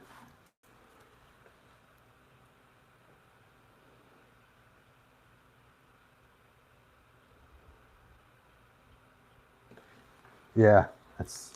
Oh, you're still in the sawdust mafia, man. You don't have to be a woodworker to be like friends with a woodworker, or you know how it be, man. Like there's gonna be probably people, since you got that Riz smoke, you're gonna have people in there who don't do automotive stuff who want to just hang out and talk to you. And the true test, IMO, because I'm in here. This is my show. I don't mind saying this. Glad to have you. But I think the true test is going to be for everybody, including you, will be how you grab that bull by the horns and, use those fans, not use them, but create your community with that group based on the people that don't. It doesn't matter whether you're sick or whatever. If you pop on there and you're eating chicken soup, they're going to be on there, Like I said, what do I know? Who am I? But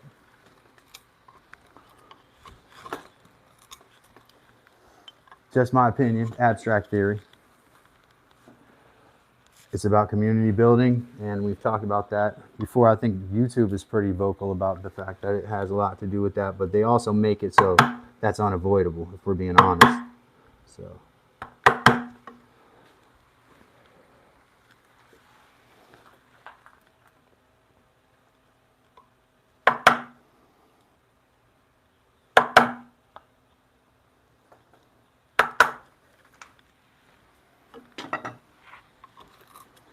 I said it yesterday. I was like, just live stream, like, and you know, and people know that, like, especially people we know.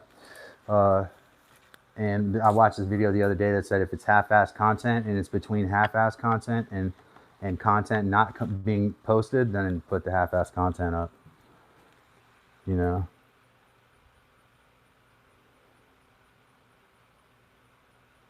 Pilato got to roll out. He's got to do some actual work. Shout out to member Pilato and benefactor and longtime supporter of Dad's Workshop, Pilato. Appreciate you, Pilato. Appreciate you coming through. All your wisdom. Glad that your wife is doing so much better. And that's just really good. You deserve the good karma.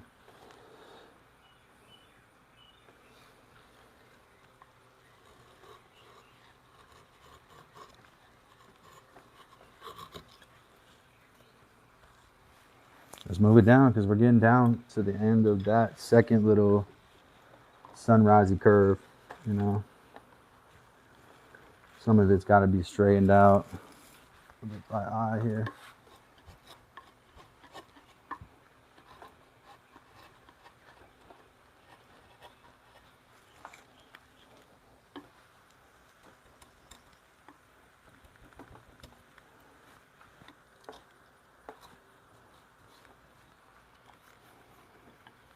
Okay, we got this.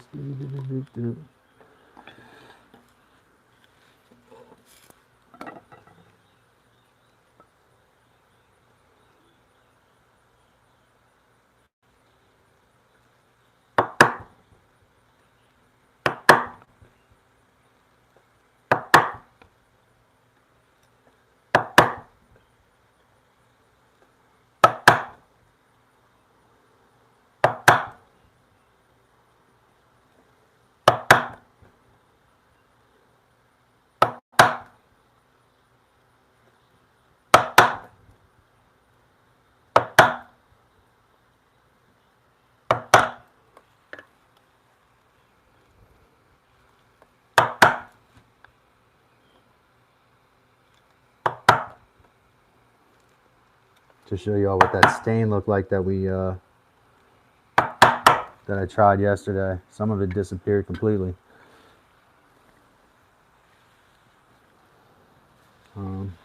Yeah, double tap that screen, like this video. A bit slow today. Must be something in the news. Must be something in the news. That's usually when this happens. Oh, it just naturally happens. Very happy anyways. Grateful to be here. Grateful for all my supporters. Grateful for all my members.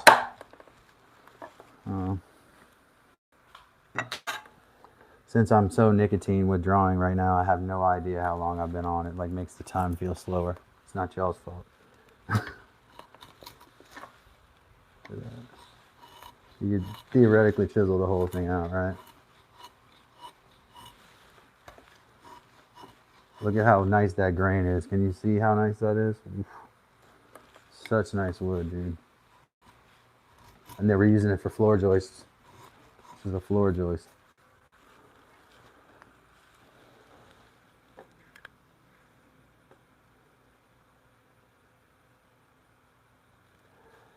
Can I ask a question about how the lives work? Absolutely, Carrie. I'm here to answer with whatever I can, as long as I know how to answer it.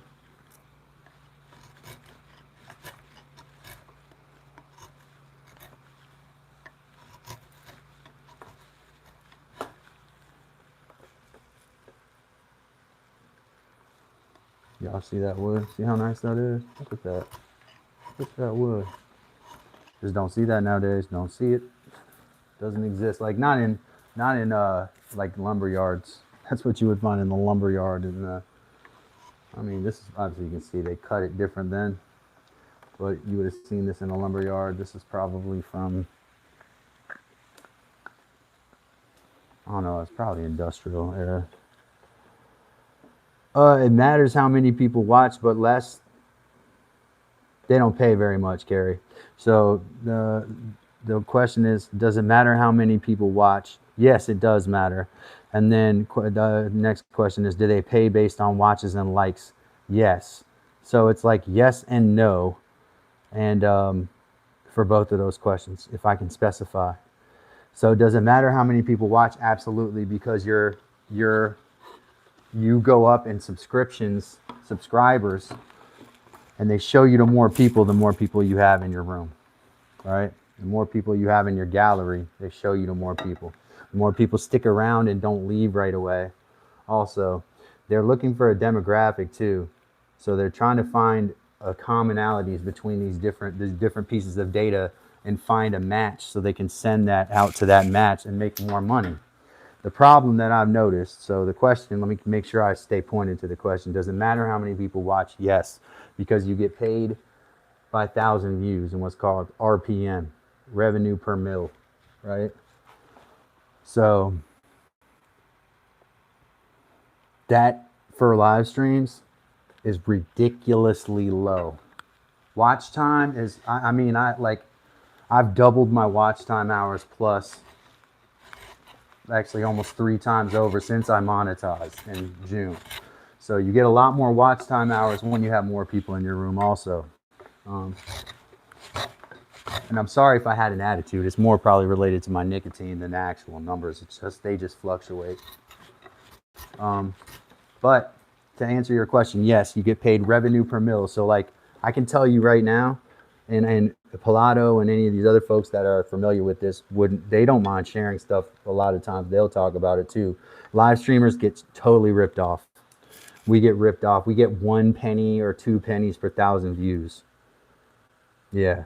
So if I'm being completely honest with you, we get 1 to 2 cents a lot of time per 1,000 views. Now I'm speaking for myself. I don't know about other people, but I know that it's different on YouTube. They don't pay the same per video. So like, let's use Bearded Viking as an example, since unfortunately, poor guy, I use him as an example for a lot of stuff. He has videos, his videos that he has that are successful, the RPM he's pulling off of his videos is probably more like, he's probably getting paid like $5 to $10 per 1,000 views on his good videos, right? When he live streams, he's getting paid like 2 to 5 cents per 1,000 views. So it is not the same thing. But in the modern, it's unfortunate because the only way, in my opinion, you can be relevant nowadays is if in some way, shape, or form you live stream. So you see how that works, right?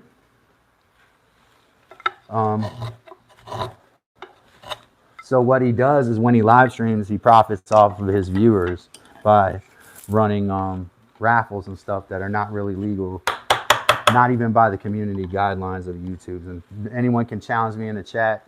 You can keep scrolling because it's just how it is. It's just fact. You don't charge people for raffle tickets for an item. You got to give free admission. That's why my channel giveaways, I gave everything to members that I gave to subscribers. Subscribers, same thing I gave to members. I gave subscribers, which is free, an opportunity to get the same material. That's not the case there. You have to pay to play. It's not just subscribers. And so that draws up a bunch of red flags right there. So who's to say anyone gets the item? Now, I know that they do because I have known people who have bought, I'm not going to call them friends necessarily, but I have known people who have bought items from the man and gotten them, and that was like their thing, or is their thing. I don't know. I don't go there anymore. But the case is this.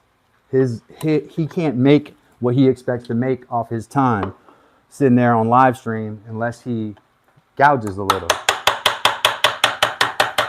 He knows how much those live streams pay.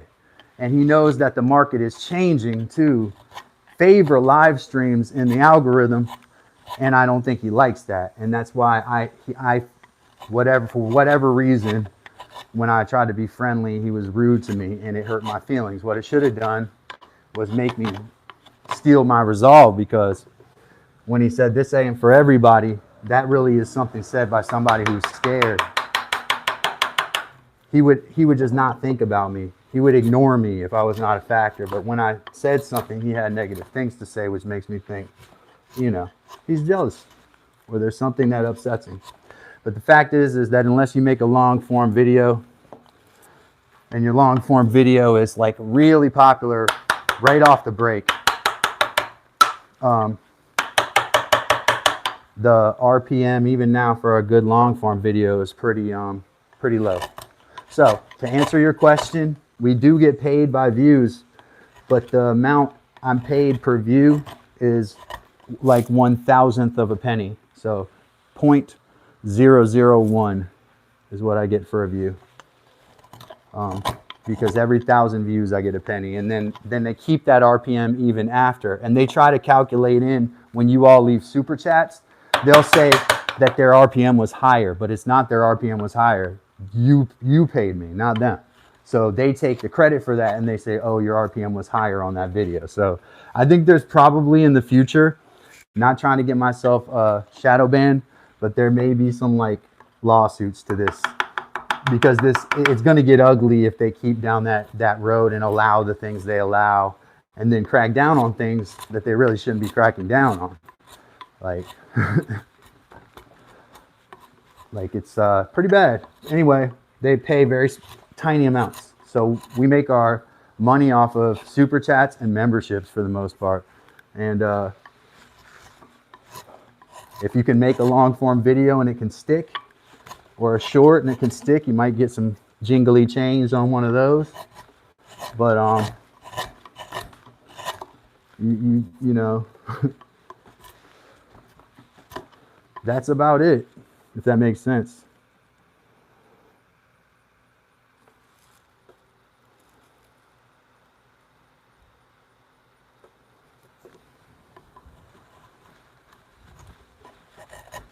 Y'all saw me carve that completely down. Didn't use any, there's some metal in here, I think. Little fragments of iron rivets, or little bitty rivets or something in there. Tiny nails.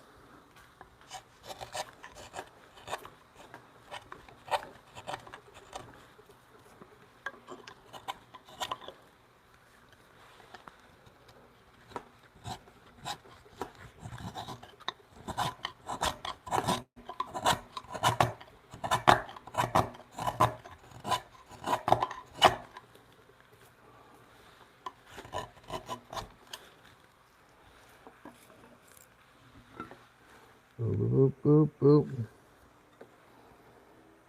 All right, so let's go back to what Carrie said. No, I think when they packed it, they pushed down the packing and broke it. Oh no, what happened? The lid hinge was broken. Oh, okay. You get an affiliate or sponsor when they reach out to you, and YouTube has like built-in media kits now. You probably can have your own press kit, your own media kit, but they have a built-in feature for that. And I started doing it, but I'm pretty well aware that no, at this stage, it's not common to find a sponsor like that. I mean, you can keep trying. My door is open to it, but it's not common until you have a lot of subscribers, a lot of influence. You need to have leverage. So here's how I built leverage, right? I built leverage with you all, the community, right? You all are the community. That's what I depend on. I don't try to like, and then, you know, what I need to do is I need to push people towards Instagram and TikTok. Like, that's another component of it. I gotta build those accounts up. But they want to know that when people come to you, they're purchase driven, because they only see in dollar signs.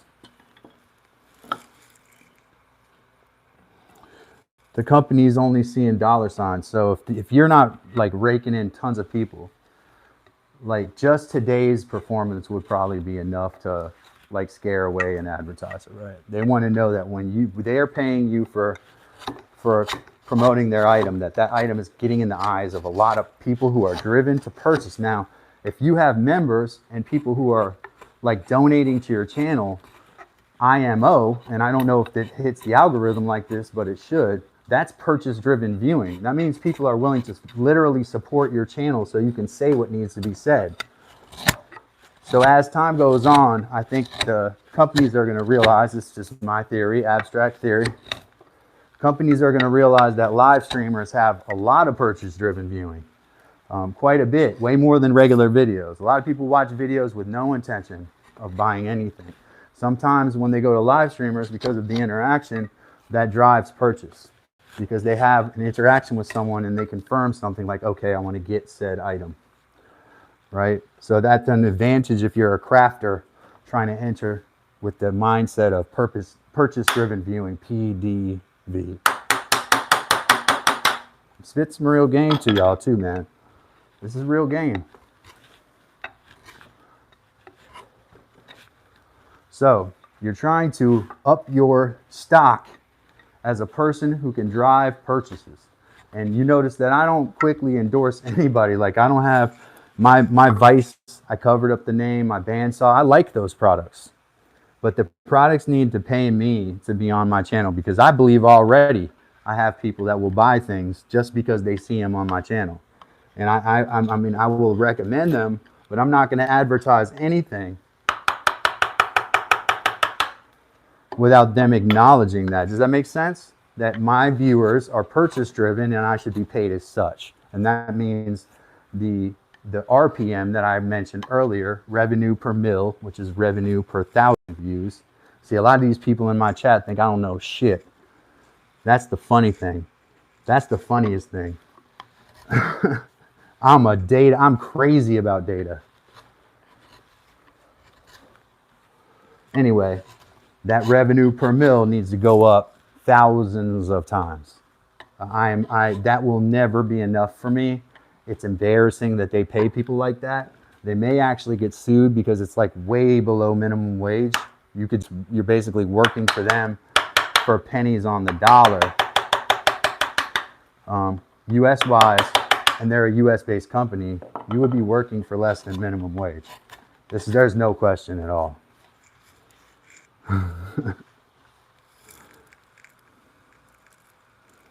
Yeah, so Carrie, it's about giving yourself leverage, right? By creating influence. How do you create influence? First of all, you have to be online all the time, you know? And then you got to create relationships, like in anything. The relationships that you create with people, you know, are tricky. It's tricky to navigate multiple relationships, and I'm not talking in a sexual nature. I'm talking about business and social relationships with people. You don't want to lose people necessarily. You want to lose people that should be lost. You don't want to lose people that you can maintain. You know, Carrie said, "You are so smart." That is very sweet. I will acknowledge that. I do know how to take a compliment. I do focus on stuff that I think is going to improve the channel. And I think we all, you know, a lot of creators, they start by just kind of having fun. And then, oh yeah, you know, it turns out you can actually make somewhat of a business out of it. I notice with the younger kids, they don't even, like, a lot of times they won't even grab that bull by the horns. They'll let it go. Whereas we who want to get into social media or into the business part of it are like, oh, how could you do that? How could you drop a video, get 1 million views, you know, whatever, in the first day, or go viral, and then you just abandon this account, or you don't create a media following based on that? That would be ludicrous to any of us who didn't go the viral direction, who had to build communities and post regularly and work the hard way. And for some of us, it was harder than it was for others. Fully acknowledge that.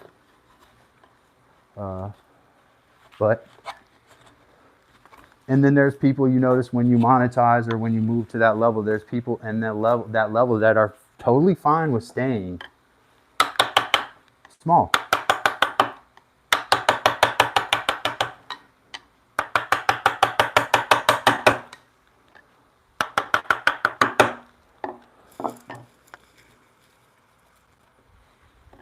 To me, though, as we just mentioned a second ago, you asked,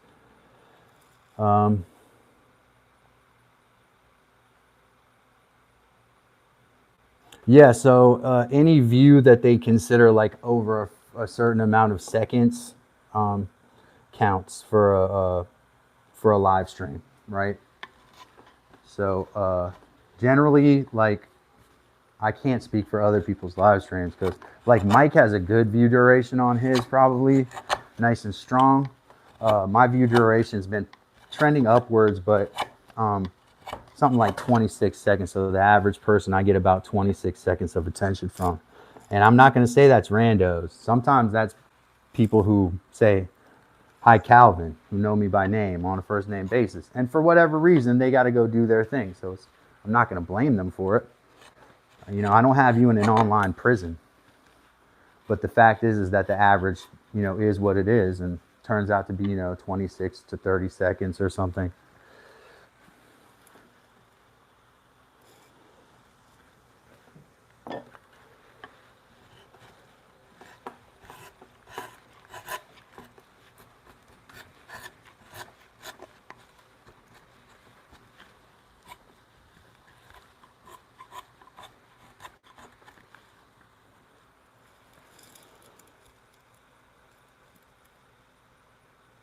Oh, Carrie said, "I will say your shorts are super interesting and entertaining, so one of those could go viral." Hey, I keep trying, Carrie. I'm never going to quit.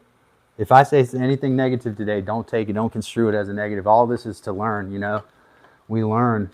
Thank you so much, and I do appreciate that. My shorts are, hey, do hit the little, I think it's free. When you see one and you like it, hit the little hype thing. There's like a hype button.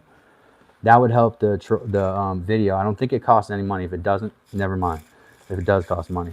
But if it doesn't, hit the hype button.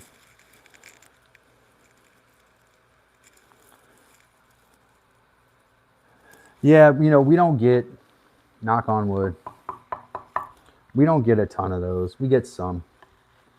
Especially when we first started live streaming, you know, we would get a lot too. But now, you know, the chat is well modded here. You know, we have a good set of mods. I have a good family here, basically, to help hold things down, and so they don't send the junk our way. Typically, depending on your subject matter and vibe, the trolls are attracted to you. And I'm not even going to say that baiting trolls is the wrong way to go. Sometimes, like, that makes for a funny channel, you know. It is what you make it. What did I remind you of? Oh yeah, I've watched that one, dude. I was rolling on the floor laughing at least one of the times I watched that. I can't even say what he said, but the octopus stuff was like that. Even unbleeped, like, it's hilarious bleeped because it is like it needs to be bleeped, but unbleeped, it's too much. It's too much. I'm gonna do this here.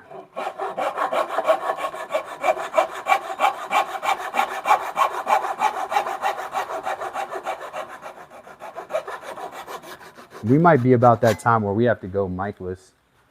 I don't know. Let me see. Oh yeah, we are about that time. We're gonna go mic-less for a little bit here. Bear with me. There's not a bear with me, but bear with me, okay?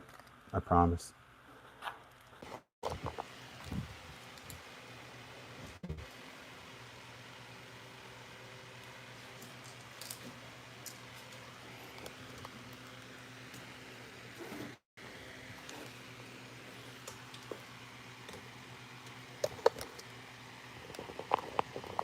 Yeah, if you can't comment, it's usually because you're a managing mod. So that should be charging. That is not charging. Hold on, y'all. I'll figure it out. Here we go. Turn this mic off here for a second.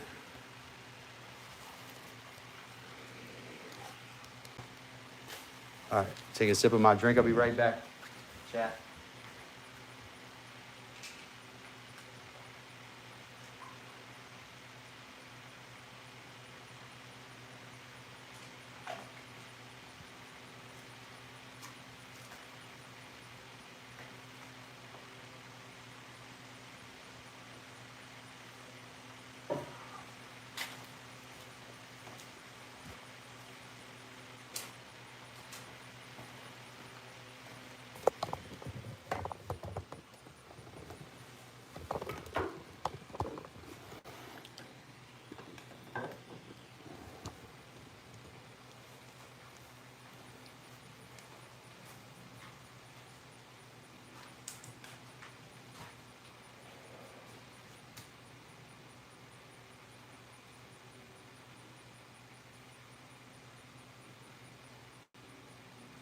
of focus.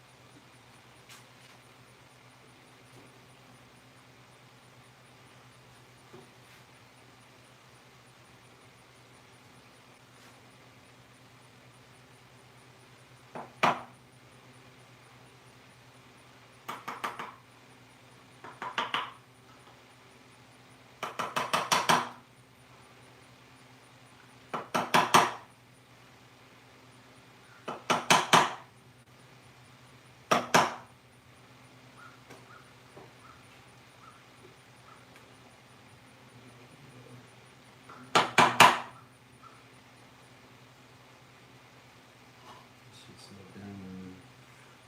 Convex, concave. Concave, convex. Shouldn't be good.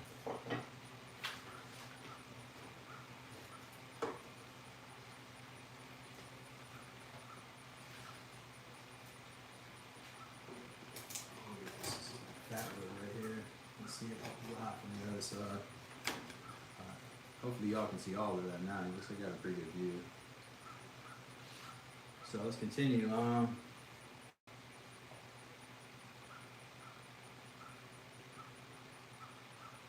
See if the viewership goes up with the silence.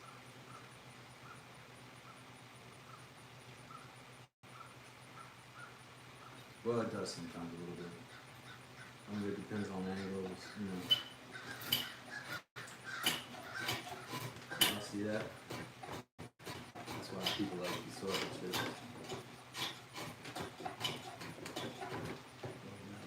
That was fun. That's not how we usually do it here.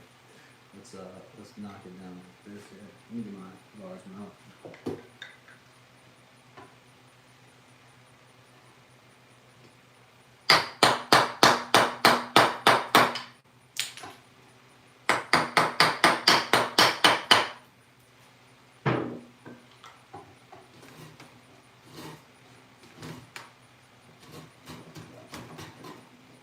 A lot of force being exerted on that. You can see it's nice and sharp. Not as sharp as you. Just a lot of wood, a lot of material.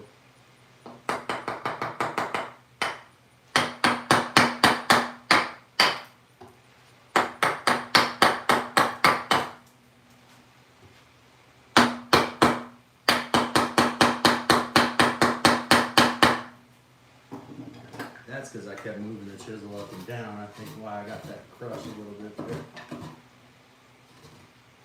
It's also a job for this guy.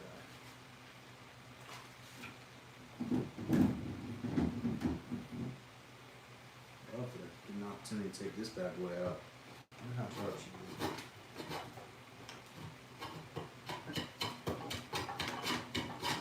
Not like she's been sharpened today, but not too bad.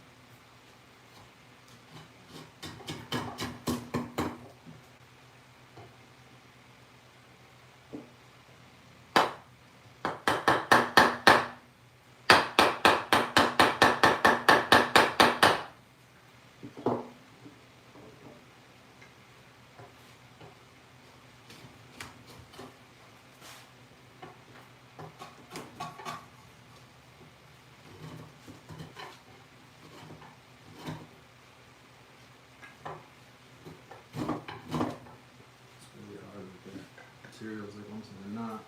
Feels like it at least.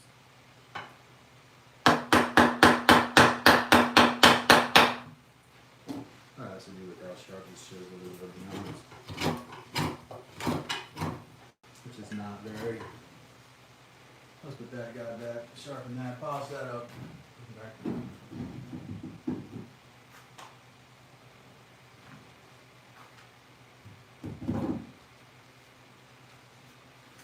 Trying different stuff here.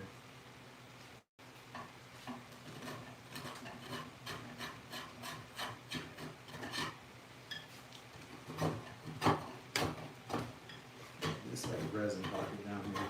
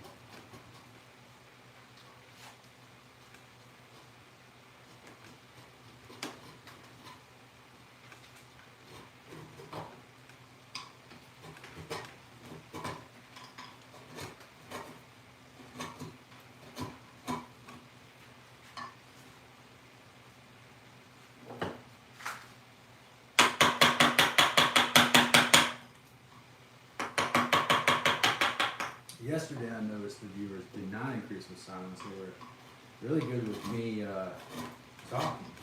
So I think it varies by the day. There's always the ASMR crowd as soon as you talk. Love y'all ASMR people. I do have plenty of content that's ASMR friendly. The last 10 minutes probably.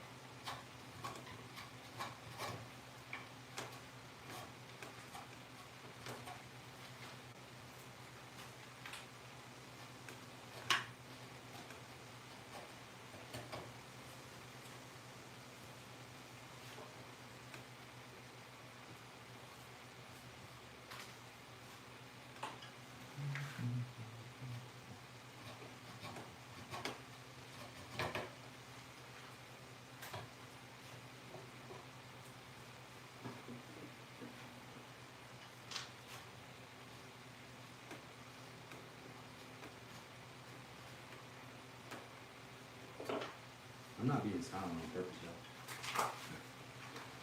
Oh, you know, probably Pizza Hut. Probably that's what I want for lunch. Probably make one of those pizzas. You got some mozzarella in there? You can put it on there. Mozzarella.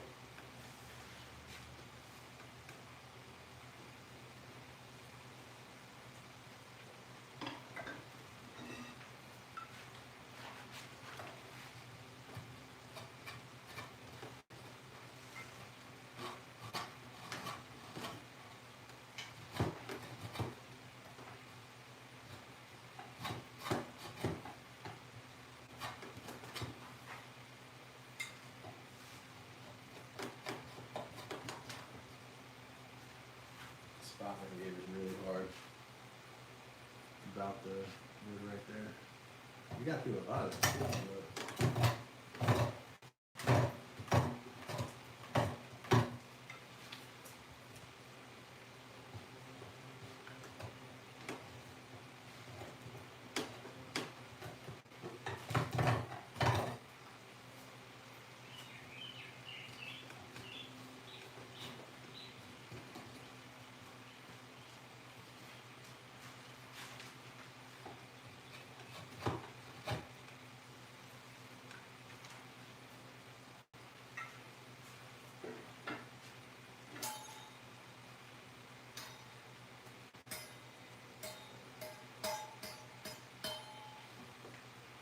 touch him when you do that.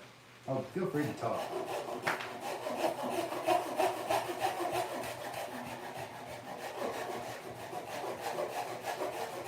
Something in the news, probably. That's all it is.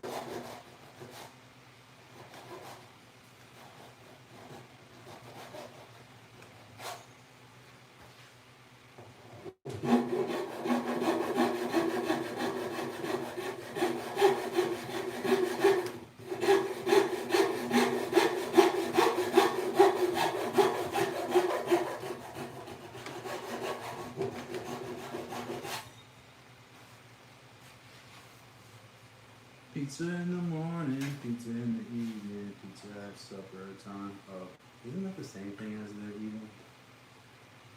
Remember that one? When pizza's on a bagel, you can eat pizza anytime. See, I'm prepared for commercialism. I don't even know.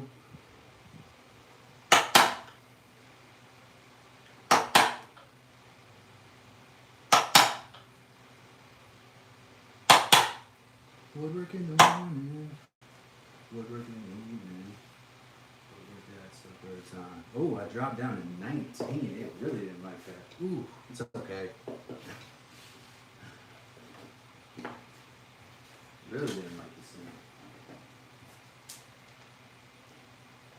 Probably is almost about that time, but I'm not ready yet, folks. I gotta finish what I'm doing here because I'm got all these curves cut and I want to see how it looks. So let's finish the job. Despite because we got Carrie in the super chat. Am I quiet? Am I quiet? I didn't feel like I was that quiet.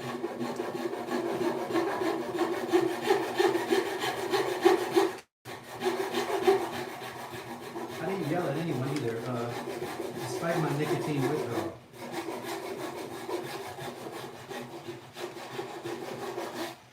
So I feel like I was really nice. You know what I mean? Heather, I was nice.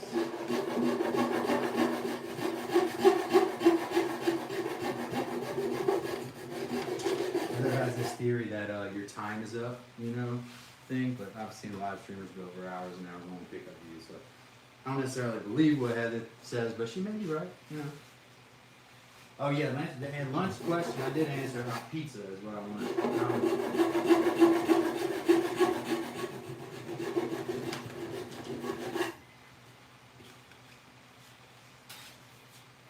Alright, let's chisel this out and finish this last bit of curvature.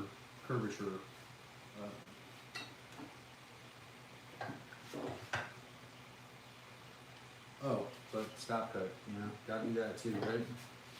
So we kind of got an idea of the contour right here.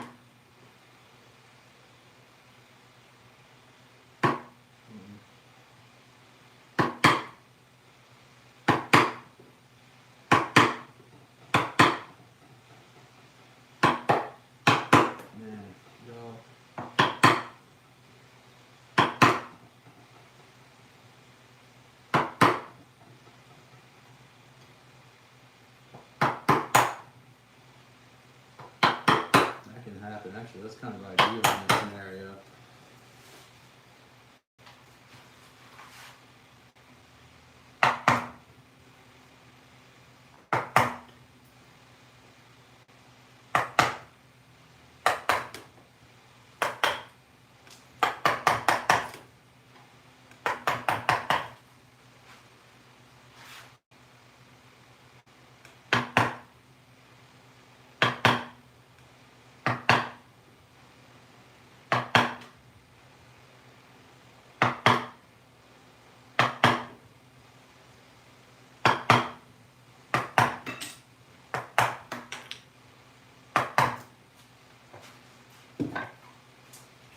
Yeah, pizza, that's right, you heard me. You heard me correct.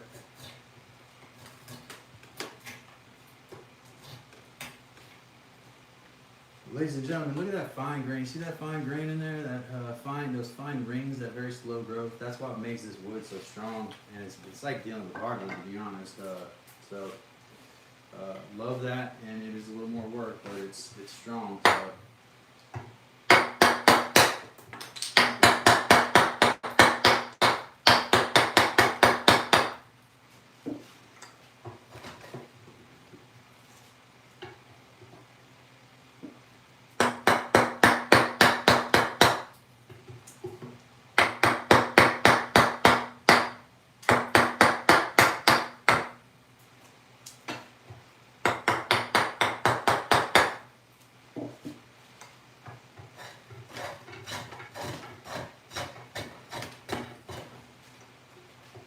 Oh, it must be dying. I don't know.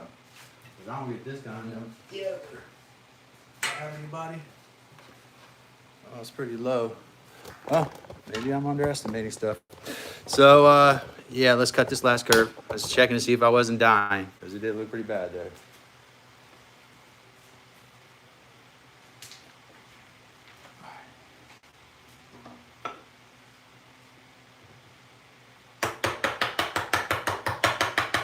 That's what I get for criticizing YouTube. Y'all heard that. You saw what happened.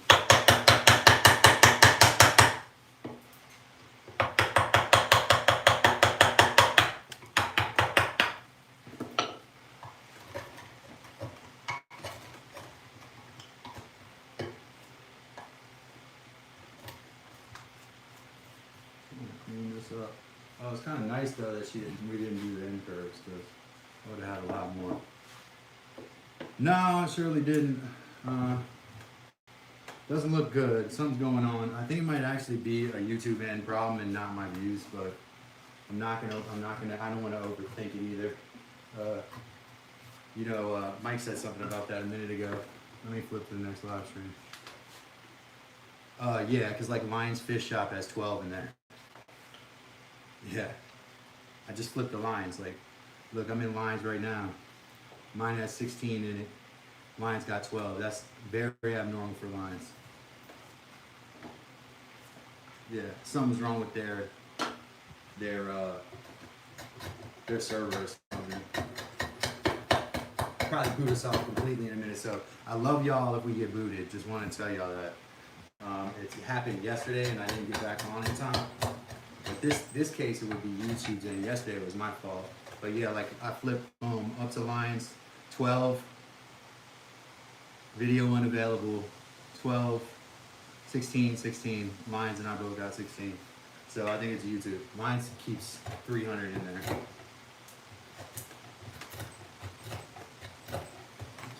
Oops.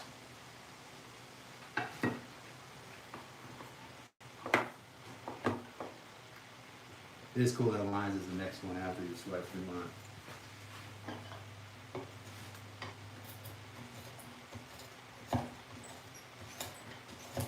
Yep, it's not me. It's not nothing I'm doing. I'm doing the same thing I do every day, right, Carrie? So it would be weird to go down that much. Just it seemed weird, but now it explains so I don't take it personally. They've got something going on with their servers that is not. Oh, thanks. Yeah, we're almost done. I got this curve almost cut here, and definitely seeing that it's not our problem or we're not doing anything wrong. I didn't say anything offensive. I don't want to say anything that's going to offend anyone, scare them away, unless they deserve it. I'll do it then. So we're almost done with this curve, and then yeah, definitely hype that thing. There's these new things called hype. So if you see a video and you like it, and my videos tend to be fun. I try to make my videos fun. Maybe it's a little inside humor, but nah, like anybody could watch that and get a little bit of humor out of it. Like this dude's funny, you know? So.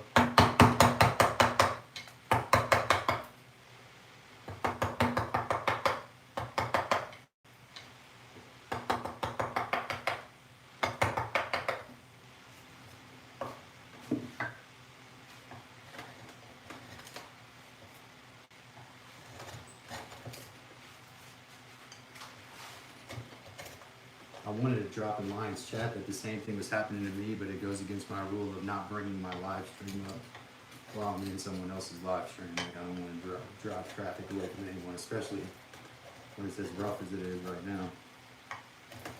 It's not coincidence that I go there and there's 16, right? And then I go to the next one and it was video unavailable last time. I go to the next one, it's 15. I go to the next one, it's 173, but I bet for this girl, that's very low. She's adjusting her camera. There are a couple that are up. This is a gun channel, and so obviously guns, you show guns on screen, it's kind of going to grab everybody. And these are people with tons of subscribers that get 25 or 15. I mean, it could be algorithmic. Could be algorithmic.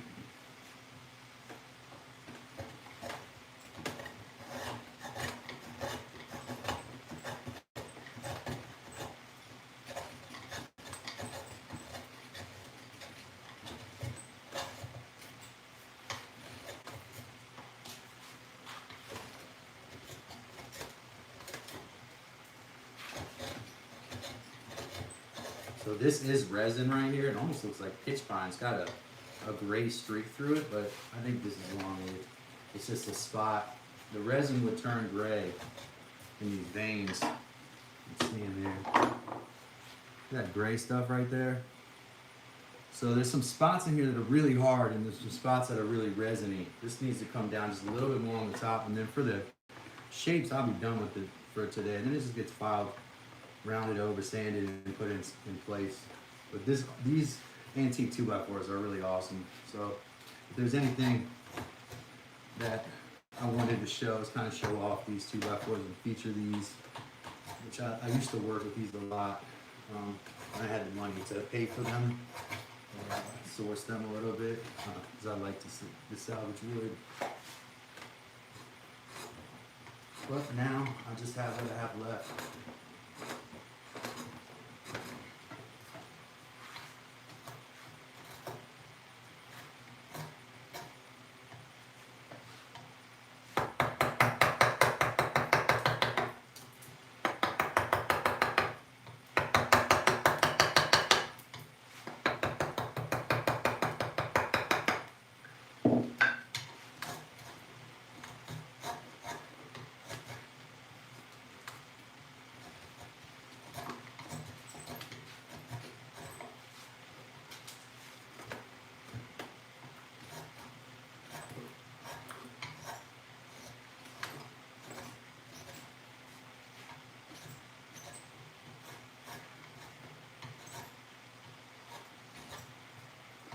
Think about that. It's probably mostly American viewers. A channel that's in a gun shop and it only just shows guns.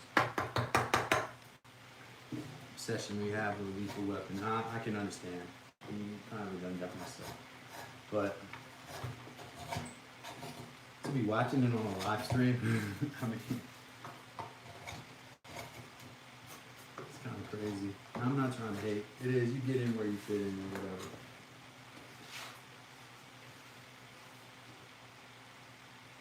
Alright guys, I think I'm going to wrap it up and let YouTube figure this out.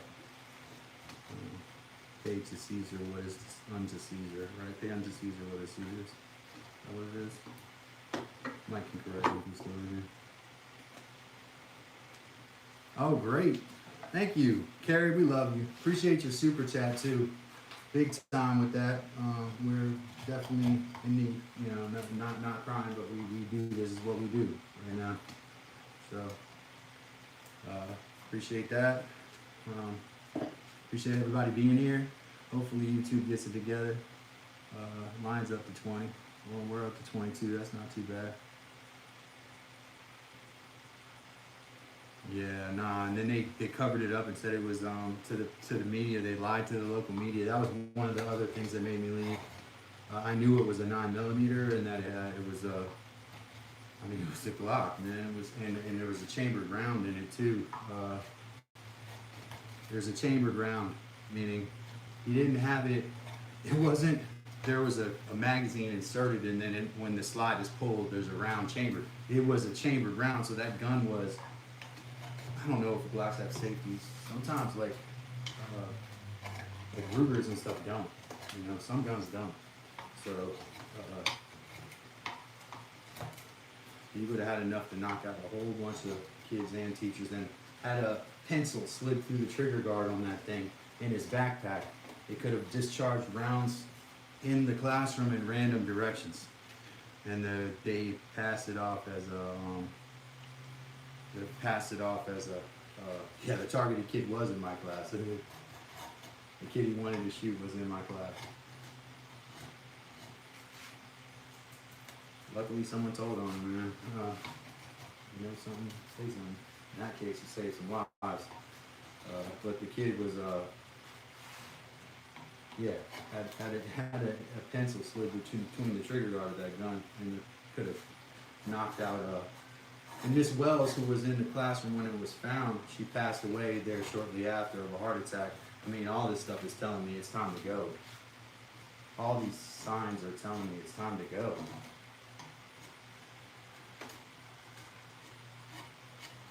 They lie to the media. The people that are your bosses lie, and you know that they told us in a meeting not to tell anyone that they wanted to say to the media what happened. This is what they did.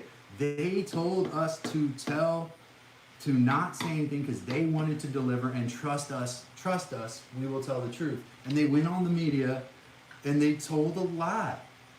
They said they wouldn't disclose the weapon. It was a lie of omission. That's what it was. It wasn't that they called it a knife or a BB gun, which they've done in the past. I know they did in the past. In this case, I can confirm that it was a real gun. And it was in the police suite is like right next to my room. So the whole time he was getting arrested, it was right in front of all my kids in the classroom. Glass. I had a huge glass wall. Oh, okay. Anyways, yeah, I can't. It's hard for me to work for and trust organization that's built on lies.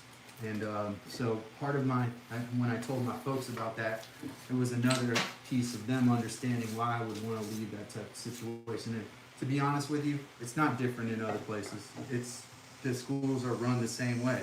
I mean, I'm all for public schools, but there is a certain level of the administrative class that's now in power that is all about the status quo. And when your money is going to those people, that's unfortunate, you know? That's why I can't be in the union anymore, because I can't say keep funding, because what they're funding is the administration. That's what they're funding. That's what you're funding with your money.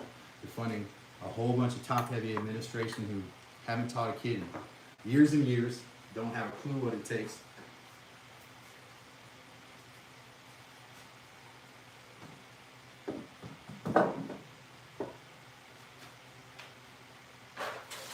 So just kick the bucket, I kick the bucket full of water, and then kick the bucket. Hopefully that won't happen, knock on wood. Wood everywhere here. This is Dad's workshop. It's Dad's workshop, folks. Join, become a member. Subscribe to the channel, check out the videos.